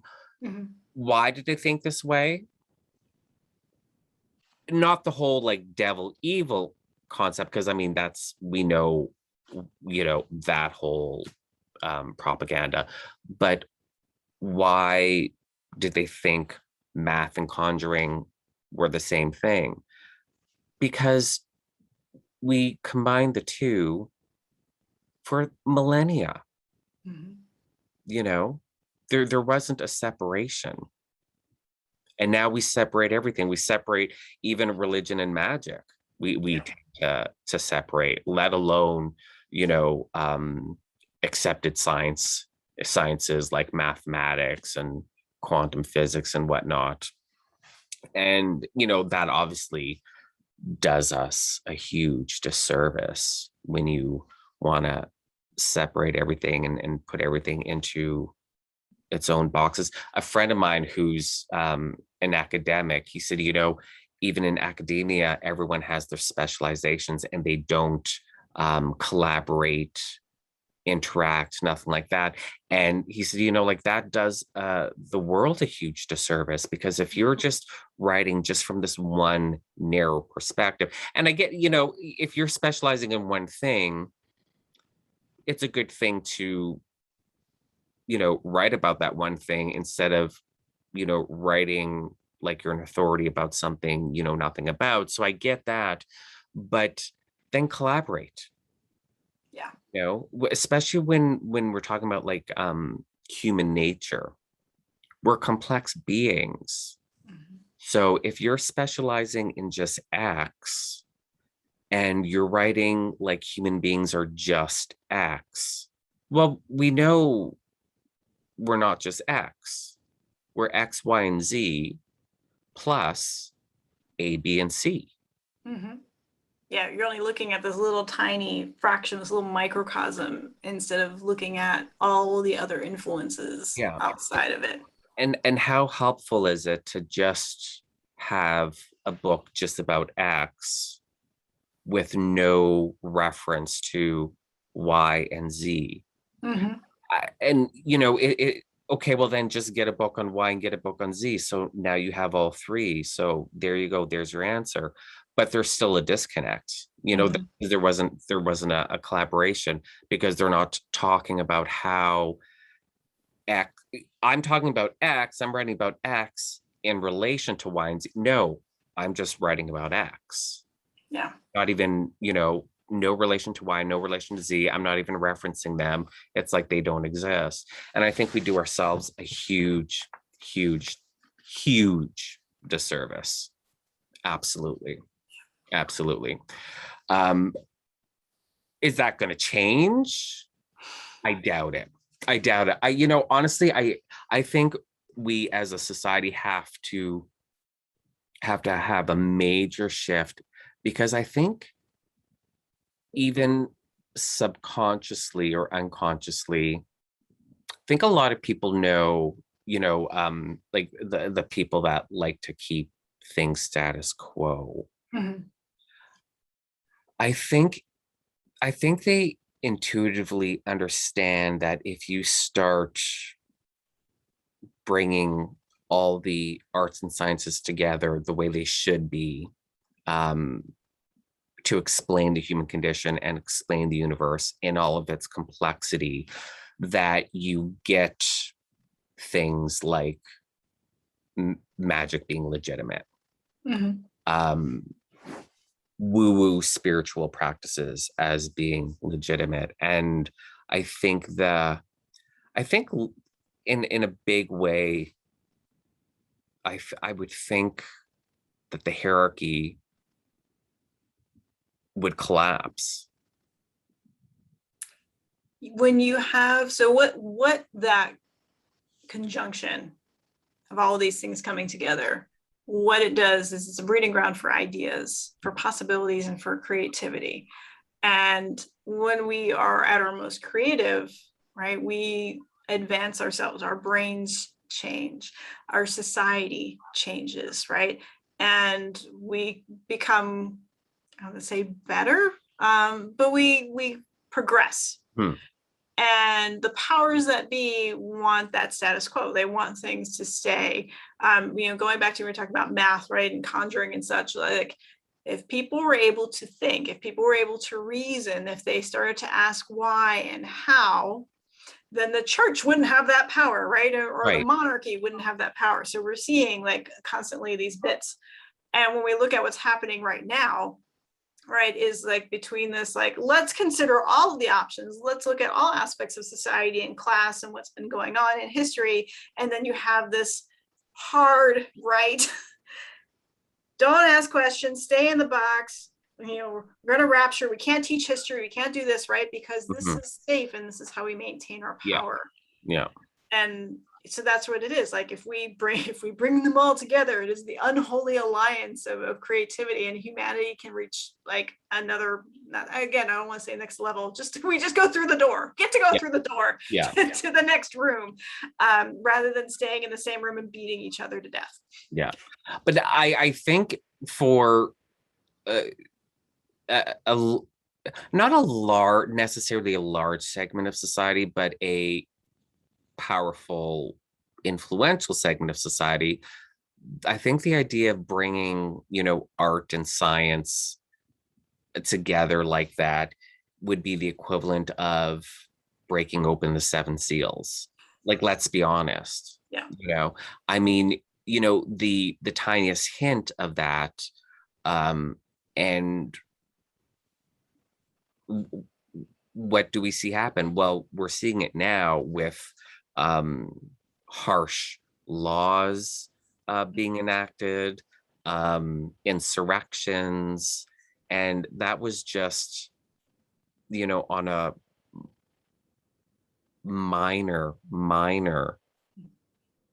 societal shift, of people saying, I don't want to be killed for walking down the street or driving in my car. You know what I mean?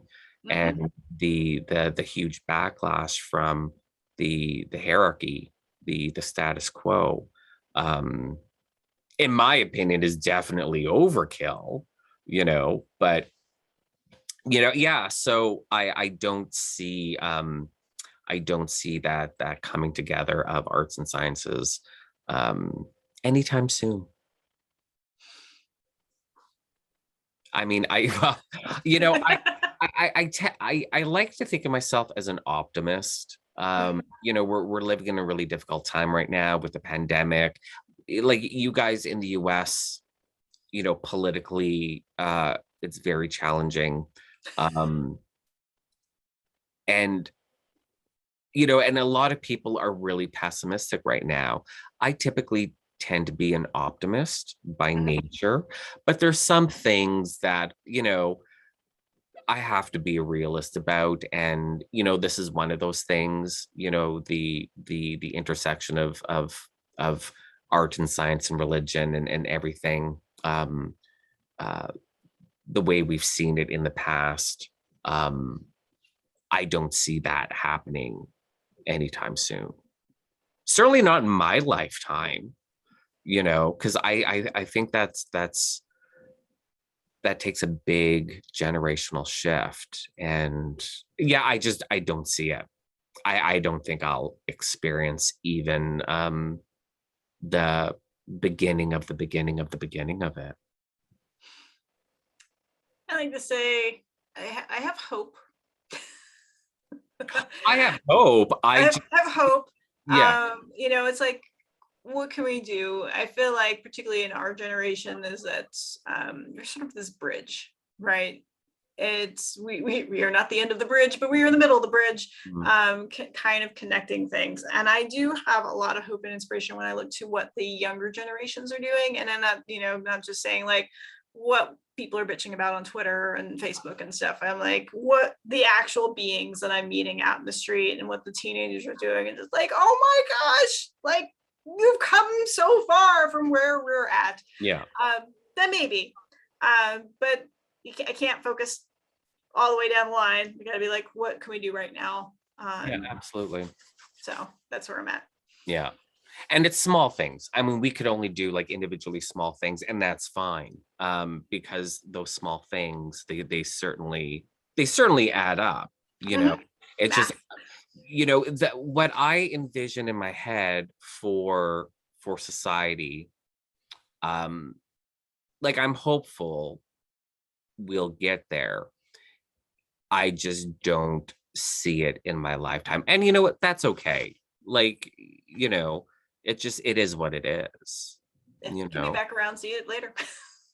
Well, absolutely. I mean, God, this world, what would this world do without me? Like, I mean, I gotta turn around and reincarnate like right away. Like, there's no resting, I owe it to the world. What would the world do without me? I mean, come on. I think I want to be a cat for a while. I want to be one of my cats. Do you believe, like, do you genuinely believe in reincarnation? I think that we have multiple journeys. I think this is a bit of we keep booting back in. Not to say it's the Matrix, but No. Now, um, do you think like you can like reincarnate like different species, or always, always another human? I think that we can.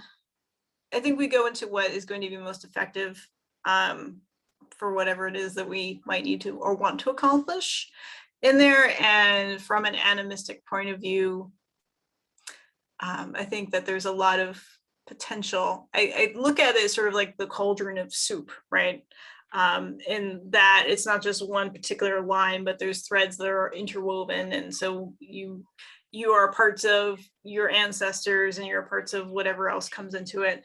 But just for my little happy space in my brain, I just want to think like, oh God, I don't have to grow up again. Right. I just want to be a cat. that's where my like, oh, I just want to purr and be petted. That's I've genuinely never thought about like if I can reincarnate as something other than human, like what I would reincarnate. See, I believe in reincarnation, but I don't believe that we can reincarnate as an animal or as a plant. And I don't believe that we kind of did like an evolution where we were plant energy and then became animal energy and then human energy. I think we've always been human. Um,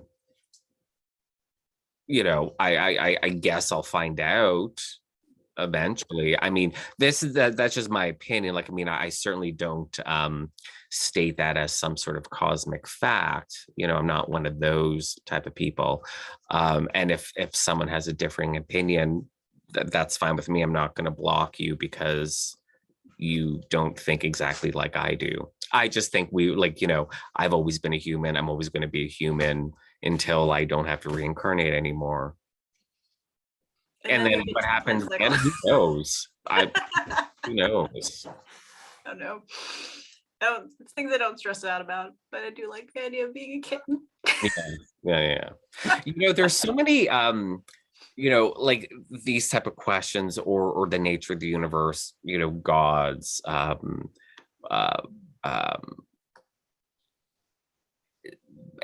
polytheism versus all that sort of stuff. And it's like, and people get so hot about it on Twitter or whatever social media. I'm like, it doesn't matter.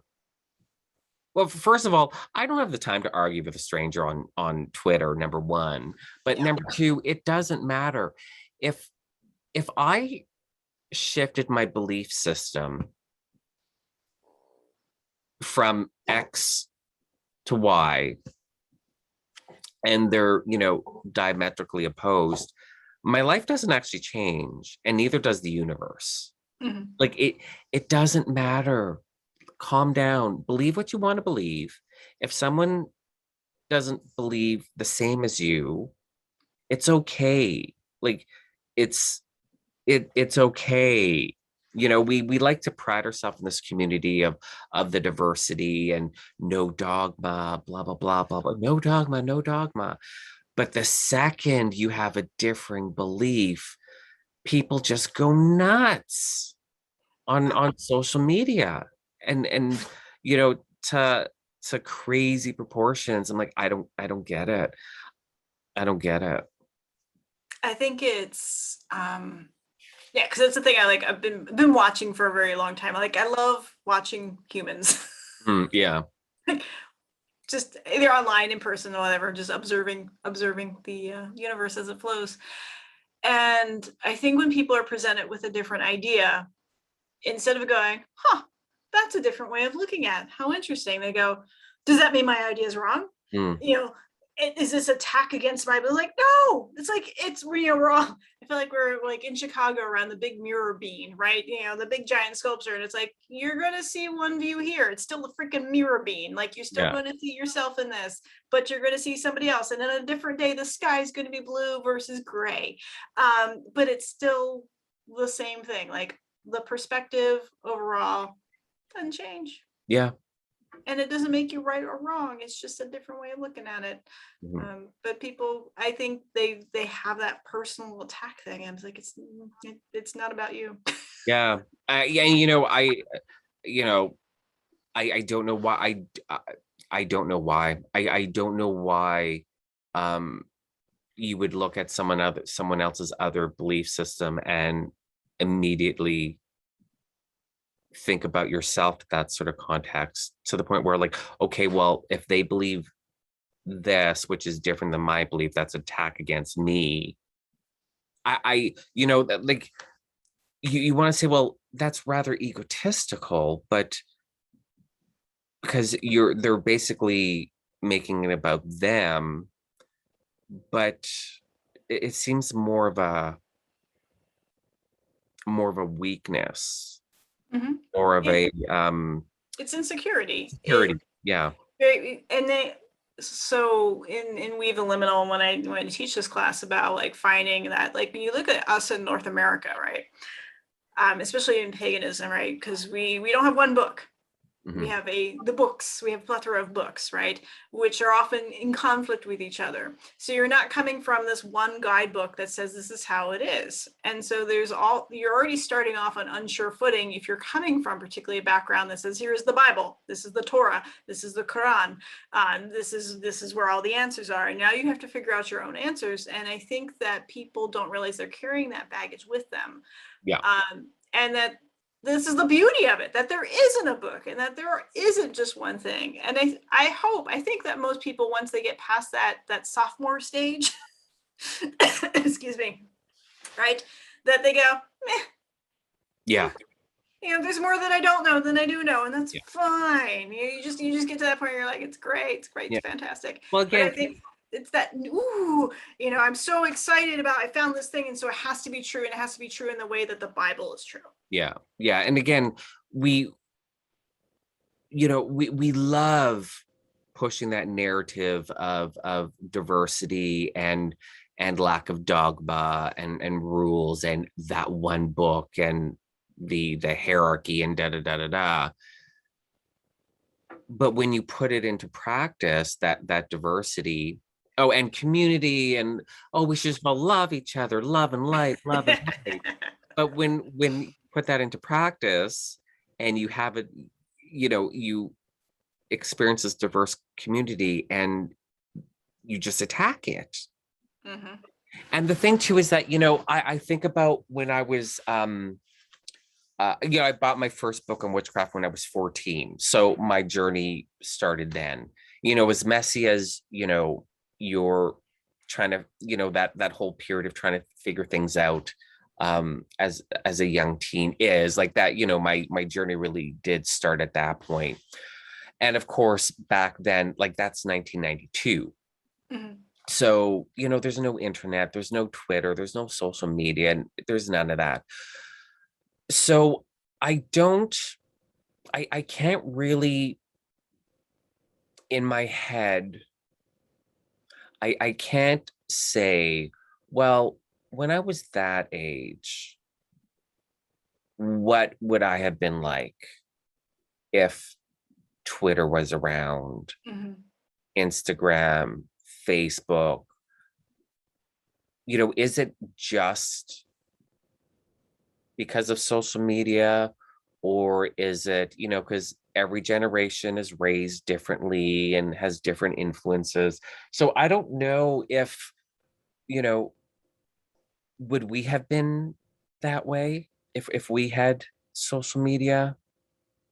I don't know. I don't know if it, again, if it's just social media, or if it's also a generational thing and upbringing.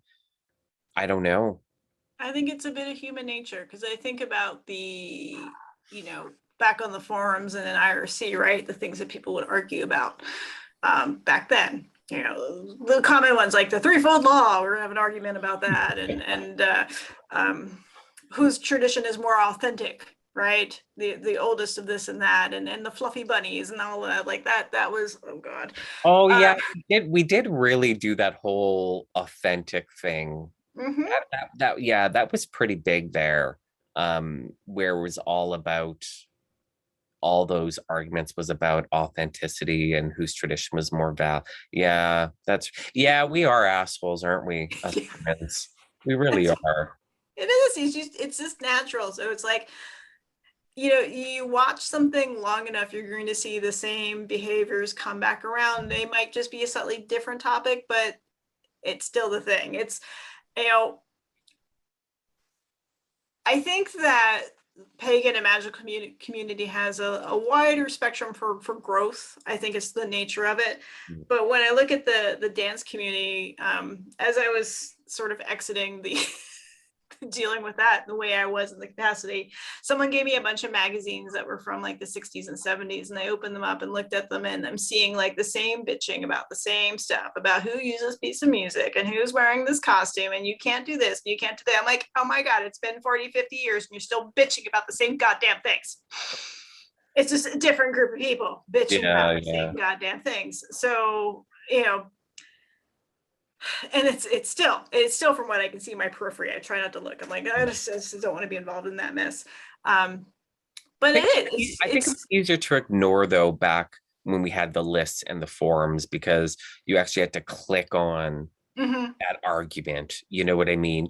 Whereas you wrote a letter to a magazine and it took 6 months for it to get published.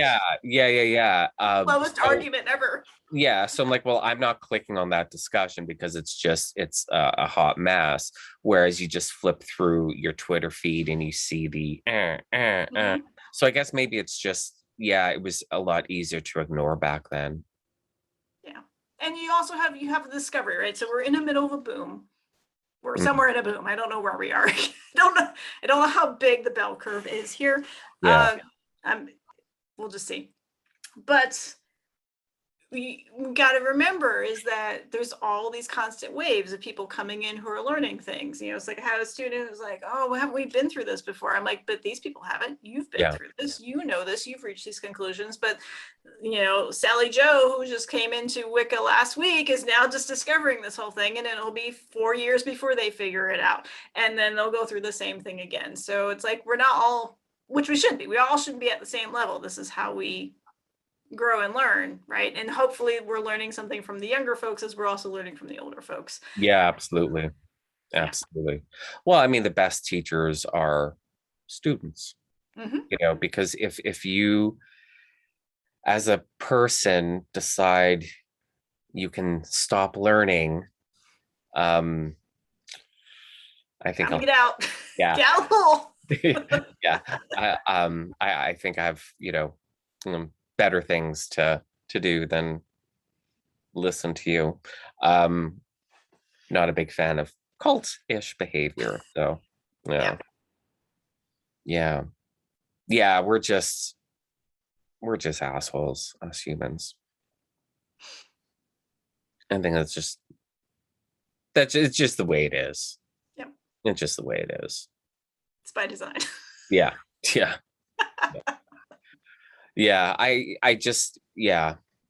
I do my best to ignore it. It's harder on how social media is now. It's a lot more in your face. It's a lot more immediate. But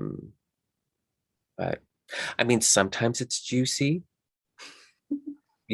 once you figure out, because I never see it at the beginning. It's already like halfway through or completely done, and there's so many like Twitter threads and subtweets and so it's it can be really confusing to put it all together.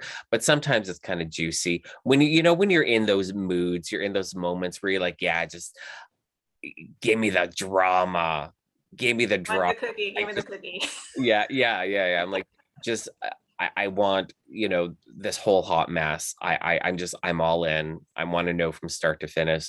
And then you have to like spend an hour piecing it together.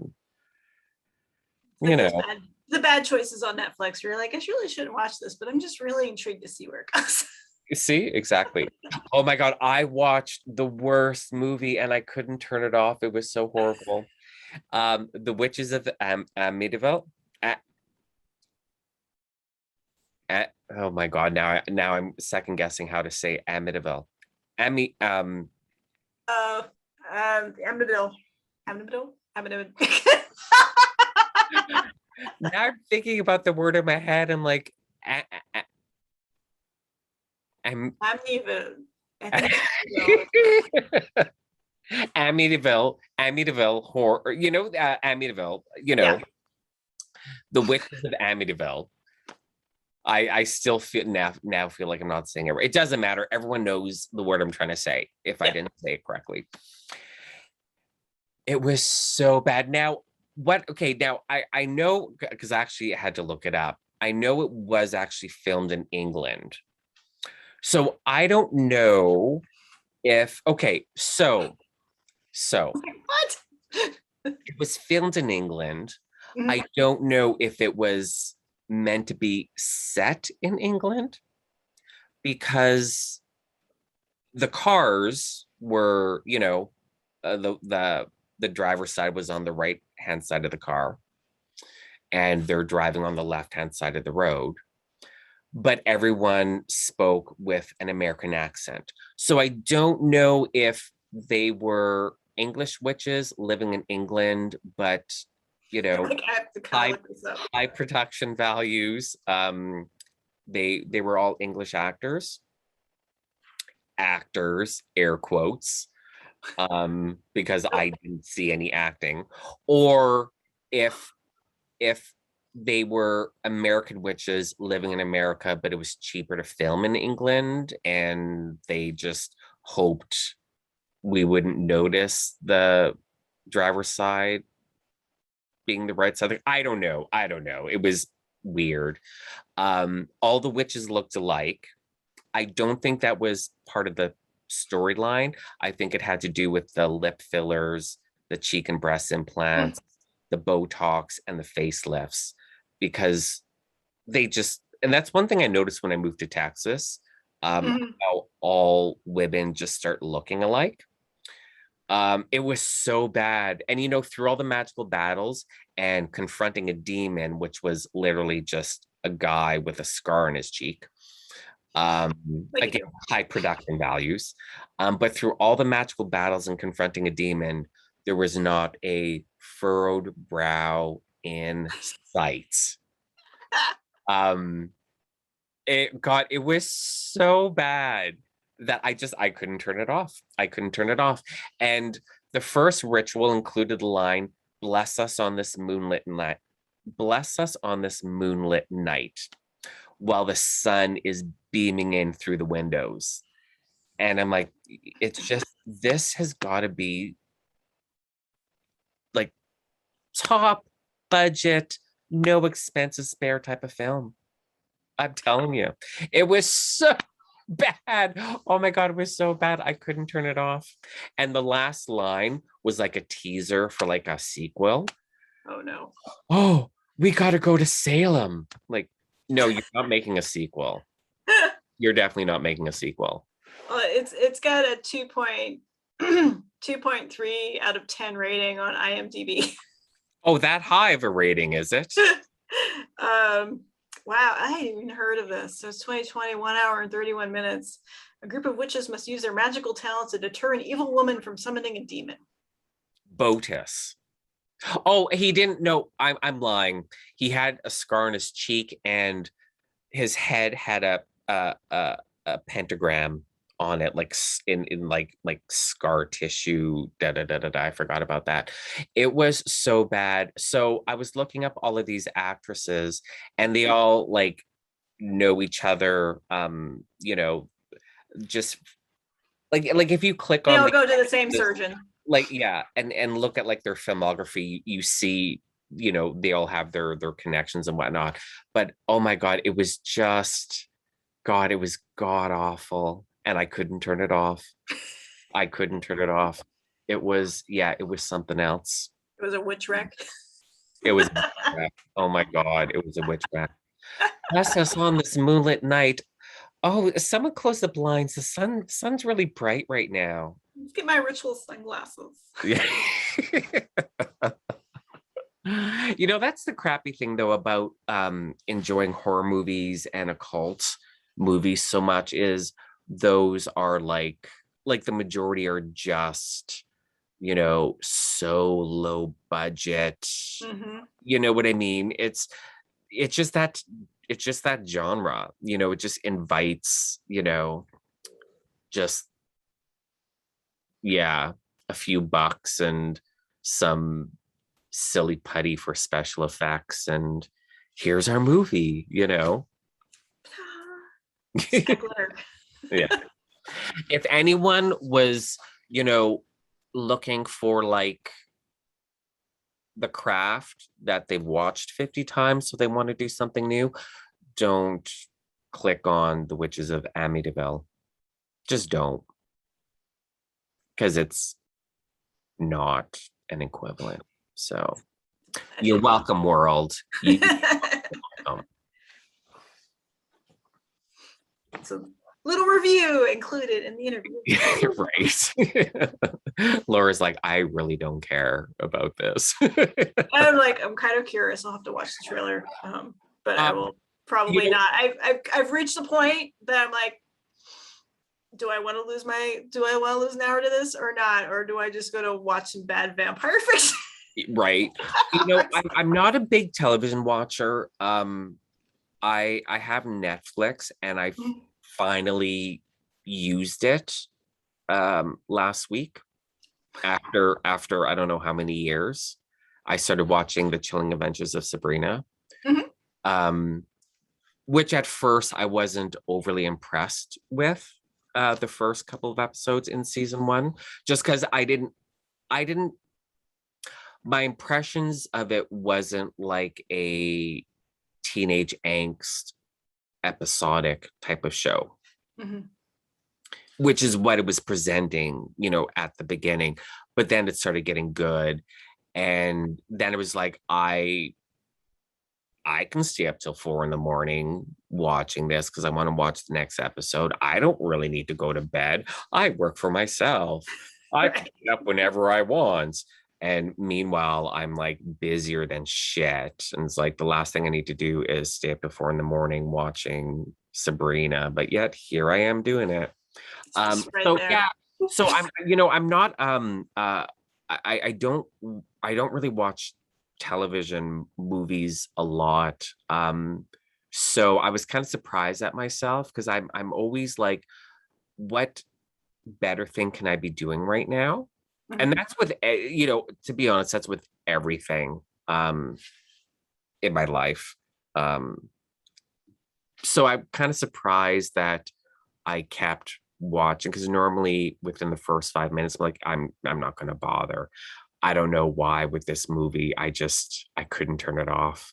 If it was 3 hours long, I think I would have literally sat through the 3 hours, because it was just that bad. It was just that bad. So I'm not a big TV. I have Netflix too. And it's kind of been the thing in the pandemic of like, put my brain somewhere else, right? Somewhere else to sort of space out about, especially like travel shows. But I found that there's a few things that like you almost want to hate watch. Right. Yeah. Like it's actually, it has to do with a Canadian hotel. There's like a motel makeover, which like I love to see from a design perspective, like taking something that's been beaten up and how do we make it better. But I couldn't stand the people involved until I realized that they started filming it before the pandemic, and then I'm like, well, now I just have to see how this goes and like I'm gonna be really angry about it probably the whole way, and at the end I'm still angry about this, but like at least I got to see but like I think that was the first time I authentically hate watched something. Right. When the pandemic first hit, March of 2020 here, when everything shut down, I ended up buying a smart TV. I sold my like regular like flat screen television that I had for like years, because I thought, like the first 2 weeks of March were fine, like business as usual, and then everything here just shut down. Nothing was open. Our grocery stores were open and our pharmacies were open, and that was it. And so the last 2 weeks of March, I had not one sale from a distributor, from any store or online. So first of all, I panicked about my business. So, it kind of didn't make sense that I spent that kind of money on a smart TV. But at the same time, I'm like, okay, well, I don't have any business. I'm gonna have to find something to do. Maybe I'll start watching more television, and I should have a smart TV to do that. And then my business just exploded. It just exploded. Because now everyone's sitting at home doing nothing. So they're just going on my website buying shit. And so, I mean, I was fine in that regards. But yeah, so I bought a smart TV at the beginning of the pandemic, anticipating that I would actually have time on my hands to where I'm not doing anything. And that never panned out. I was busier last year. Was like I almost doubled my business. Like it was that crazy. So yeah, like I said, I just started I finally logged into Netflix, and it took me a while to figure out my password. And yeah, so I figure I should start using it. It's not free. It's It's just like, in moderation. It's good for the brain. It's good for creativity. It's just you have to watch. Yeah. You watch yourself. yeah. I just want to get through. I'm on season 4 of Sabrina. I just want to get through it and finish it just so I can start going to bed again. God damn you. I'm glad it's canceled, or else I'll never sleep again. Rest will come. Yeah. So anything else you want to talk about? I mean, I can be here all night. I mean, I really don't care, but I think we've covered a lot of different things. So yeah. but we can always do this again too. I'm hitting my end of having just dumped a book out of my brain. We're doing much better than we would have last week. Yeah, right. I would have been like, words are hard. I didn't even get to that tonight, so that's pretty good. I'm in pretty good condition. That I'm like, yeah. No, it was good that we rescheduled in that regards, because I mean, being right at the tail end of a project like that, like you can't be like, oh yeah, no, I'll totally stop and do an interview for a podcast. Of course, like, no, world, leave me alone. Like, fuck off. Yeah. Seriously. And I hoped I was like, I'm gonna be done. I'm gonna get everything done by here. And it's like everything's been slower because of the pandemic. And I have to listen to my body, which, like, as it told me last week, like, fuck you. Yeah. Also, fuck you. And another side of fuck you. So like I'm trying to all right. I did just write a book on Anatomy of a Witch, which is about the magical body and then listening to your body. And it's like, well, it's going to take 5 more days to write this book. And so it will.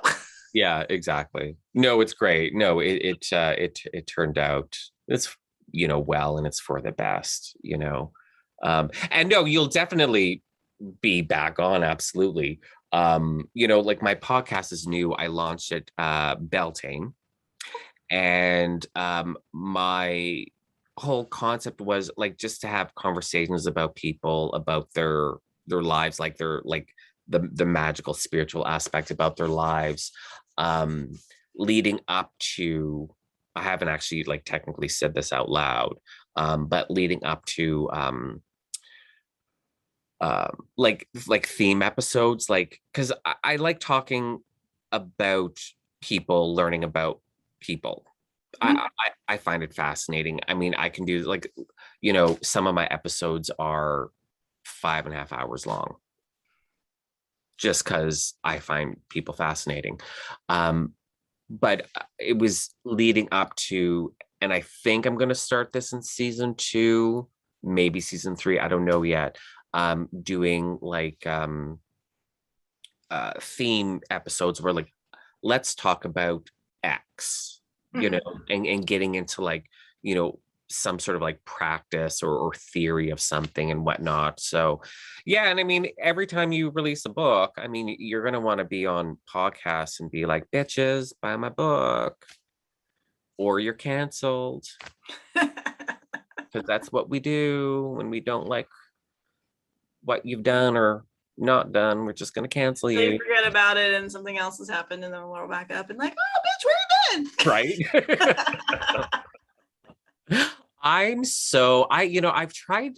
I've tried being like one of those, like, I'm gonna hold a grudge and never speak to you again. And I fail at it horribly. I'm no good. I like, because this takes way too much energy. It takes way too much energy to keep disliking someone for that one thing that happened 10 years ago. Because you got to keep it in your head. You Yeah, know what I mean? you gotta remember that stuff. That's space. That is hard drive space. Yeah. No, it is. And it just seems like a lot of effort and a lot of energy. And that's kind of the laziness I can get behind is, you know, being like, what happened? Um, Something fell in the closet. Oh, okay. Okay, because I heard something and you whirled around and it's like, oh. Okay. I think That's it's the house spirit. I think she has a body in the closet that's not quite dead. Just, between you and me, folks. I'm not opening the closet door. You'll have to just accept that I'm not opening that door right That's how Laura cancels people. She just ties them up and shoves them in a closet until they expire. now. Or put you in the freezer. That's the kind of canceling I can get behind is oh well, kidnap and murder. So yeah, maybe not. Never mind. Never mind. Because that seems like a lot of effort too. I wouldn't make a good killer. I'd be too lazy. All that planning, like the amount of planning and having to follow this person and know their routine, way too much effort. Way too much. Maybe I'm actually lazy. Maybe I'm actually a lazy person because I I would find murdering someone just to be too much work, too much Yeah, effort. Holding that's grudges to be too much effort. Maybe I'm just a lazy person. Maybe I should be more ambitious. hmm. You know, it's a different kind of energy. Like you do candles and stuff, you've got creative energy, right? I find it's easier to create and keep things rolling than it is to block Yeah. things. Because once you put up a wall, you have to remember where that wall is and where the Yeah. door is and the lock and what the password is and block, block, block, block, block, block, block. And so like you're spending all this time, it's like it's basically in a kiddie pool in a hurricane, right? You're trying to keep your kiddie pool up. Meanwhile, you could be like, bitch, I should have been on the boat and already ahead of this thing. Like, let me just breeze up the coast instead, instead of trying to hold on to this kiddie pool to like spite everybody. I'm like, and I love spite. Like, I love good spite. Right. Yeah. But not like I'm gonna spend my time being angry and spiteful and bitchy about everything because that shit. No, it really is too much work. It too much energy. I just can't be bothered. I don't have time for that. I don't have time to remember why we're supposed to hate each other. That was 10 years ago. You know what I mean? Like, I don't care. Except for those couple of people who like to systematically remind you of why they're a douchebag and you do not need to see them. And that's why the mute and block button is there. Yeah. I literally, and I mean, and you talk about, hear people talk about how much they hate X person and hate and hate and hate and hate. And there's one person in my life that I will never reconnect with. Mm-hmm. But I don't even hate them because again, that's you're giving energy to it. Yeah, that's expending energy on a negative, ultimately useless emotion on someone that plays no part in my life. Mm-hmm. You know what I mean? And if I hate them, then they continue to live in my head and therefore play part in my life. So this person who I think is so vile, so destructive, so toxic, like there would never ever be a reconciliation. and that's fine. But to say that I hate this person, no, because they're not important to me. Mhm. That's precious energy, that's precious emotion. Yep. So yeah, even something like hate, I can't even muster the energy for. I just can't be bothered. Yeah. I'm just It's a gonna. healthier way of living, and you just look younger for it. Well, absolutely, absolutely. I mean, no one, no one can possibly guess that I'm 30 because I look 21. I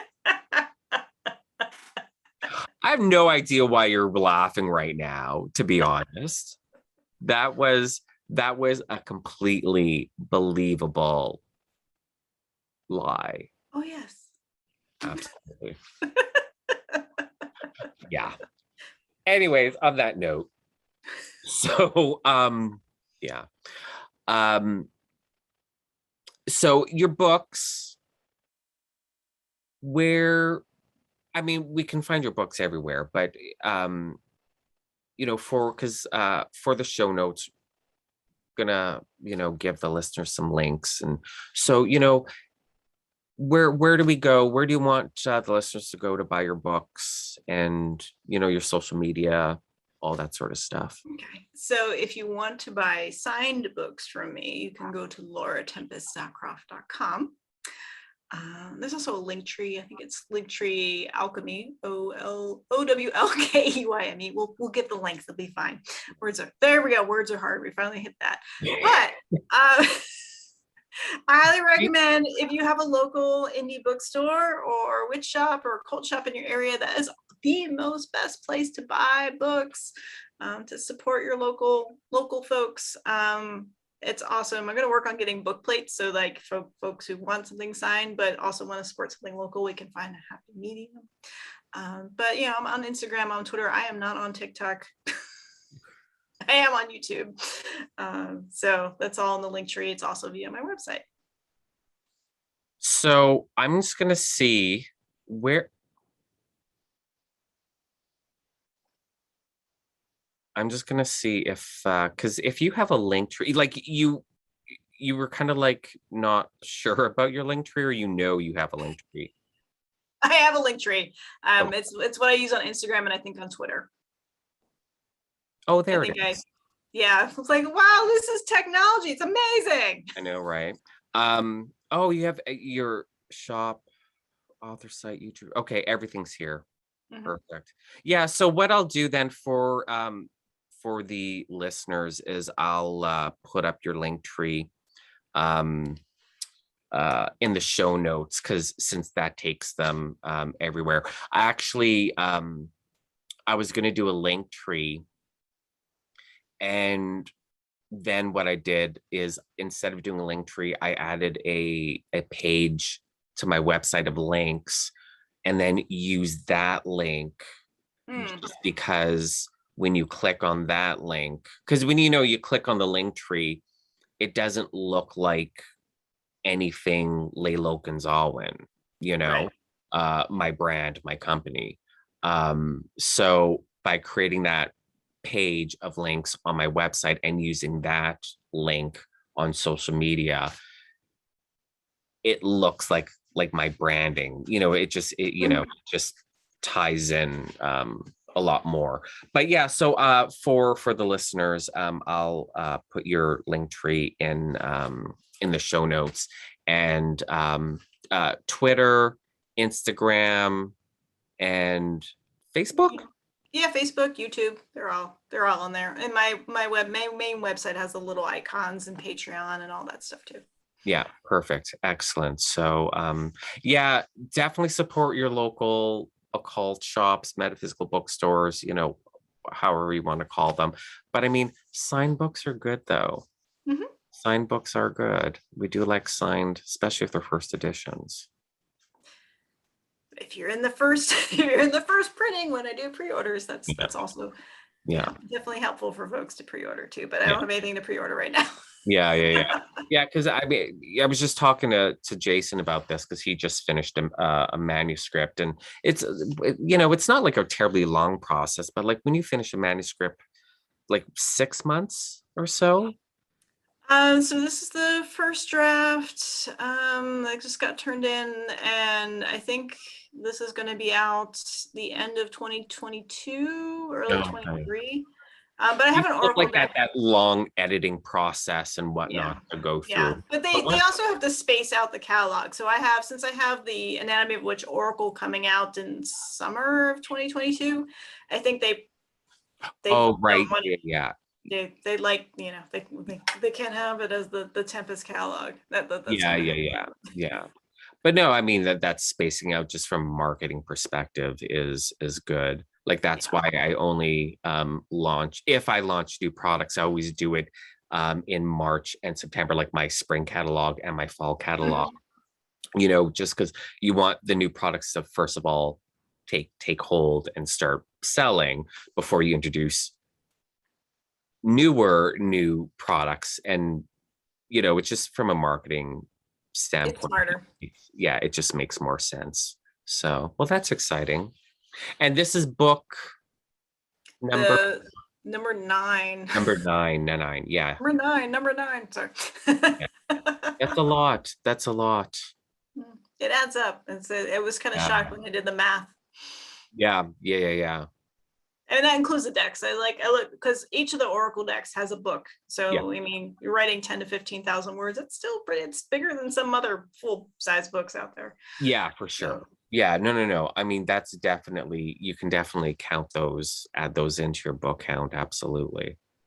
And I mean, on top of you're writing a book for the Oracle decks and you're creating the art. Yeah, you're not gonna be like, oh well, those don't count. Well, really? Yeah, they count.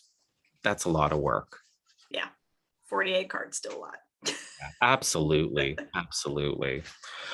Okay, well, thank you, Laura, so much for being on the podcast. My pleasure. Thank you for inviting me. Yeah, no. I was definitely happy to have you. And I'll definitely hit you up to come back, and we can do like I said, like a theme, topic episode on something that you really want to do a deep dive into. I think that would be a lot of fun. Sure. Or we can talk about really bad things we saw on Netflix. Oh, there's going to be, between now and then, there's going to be so much there, because I click on like everything that looks horror-ish. And like I said, I normally last 5 minutes, but yeah. So between now and then, I'm sure I'm going to come across a lot of stuff I wish I could unsee. Good luck with that journey. That's my spiritual journey.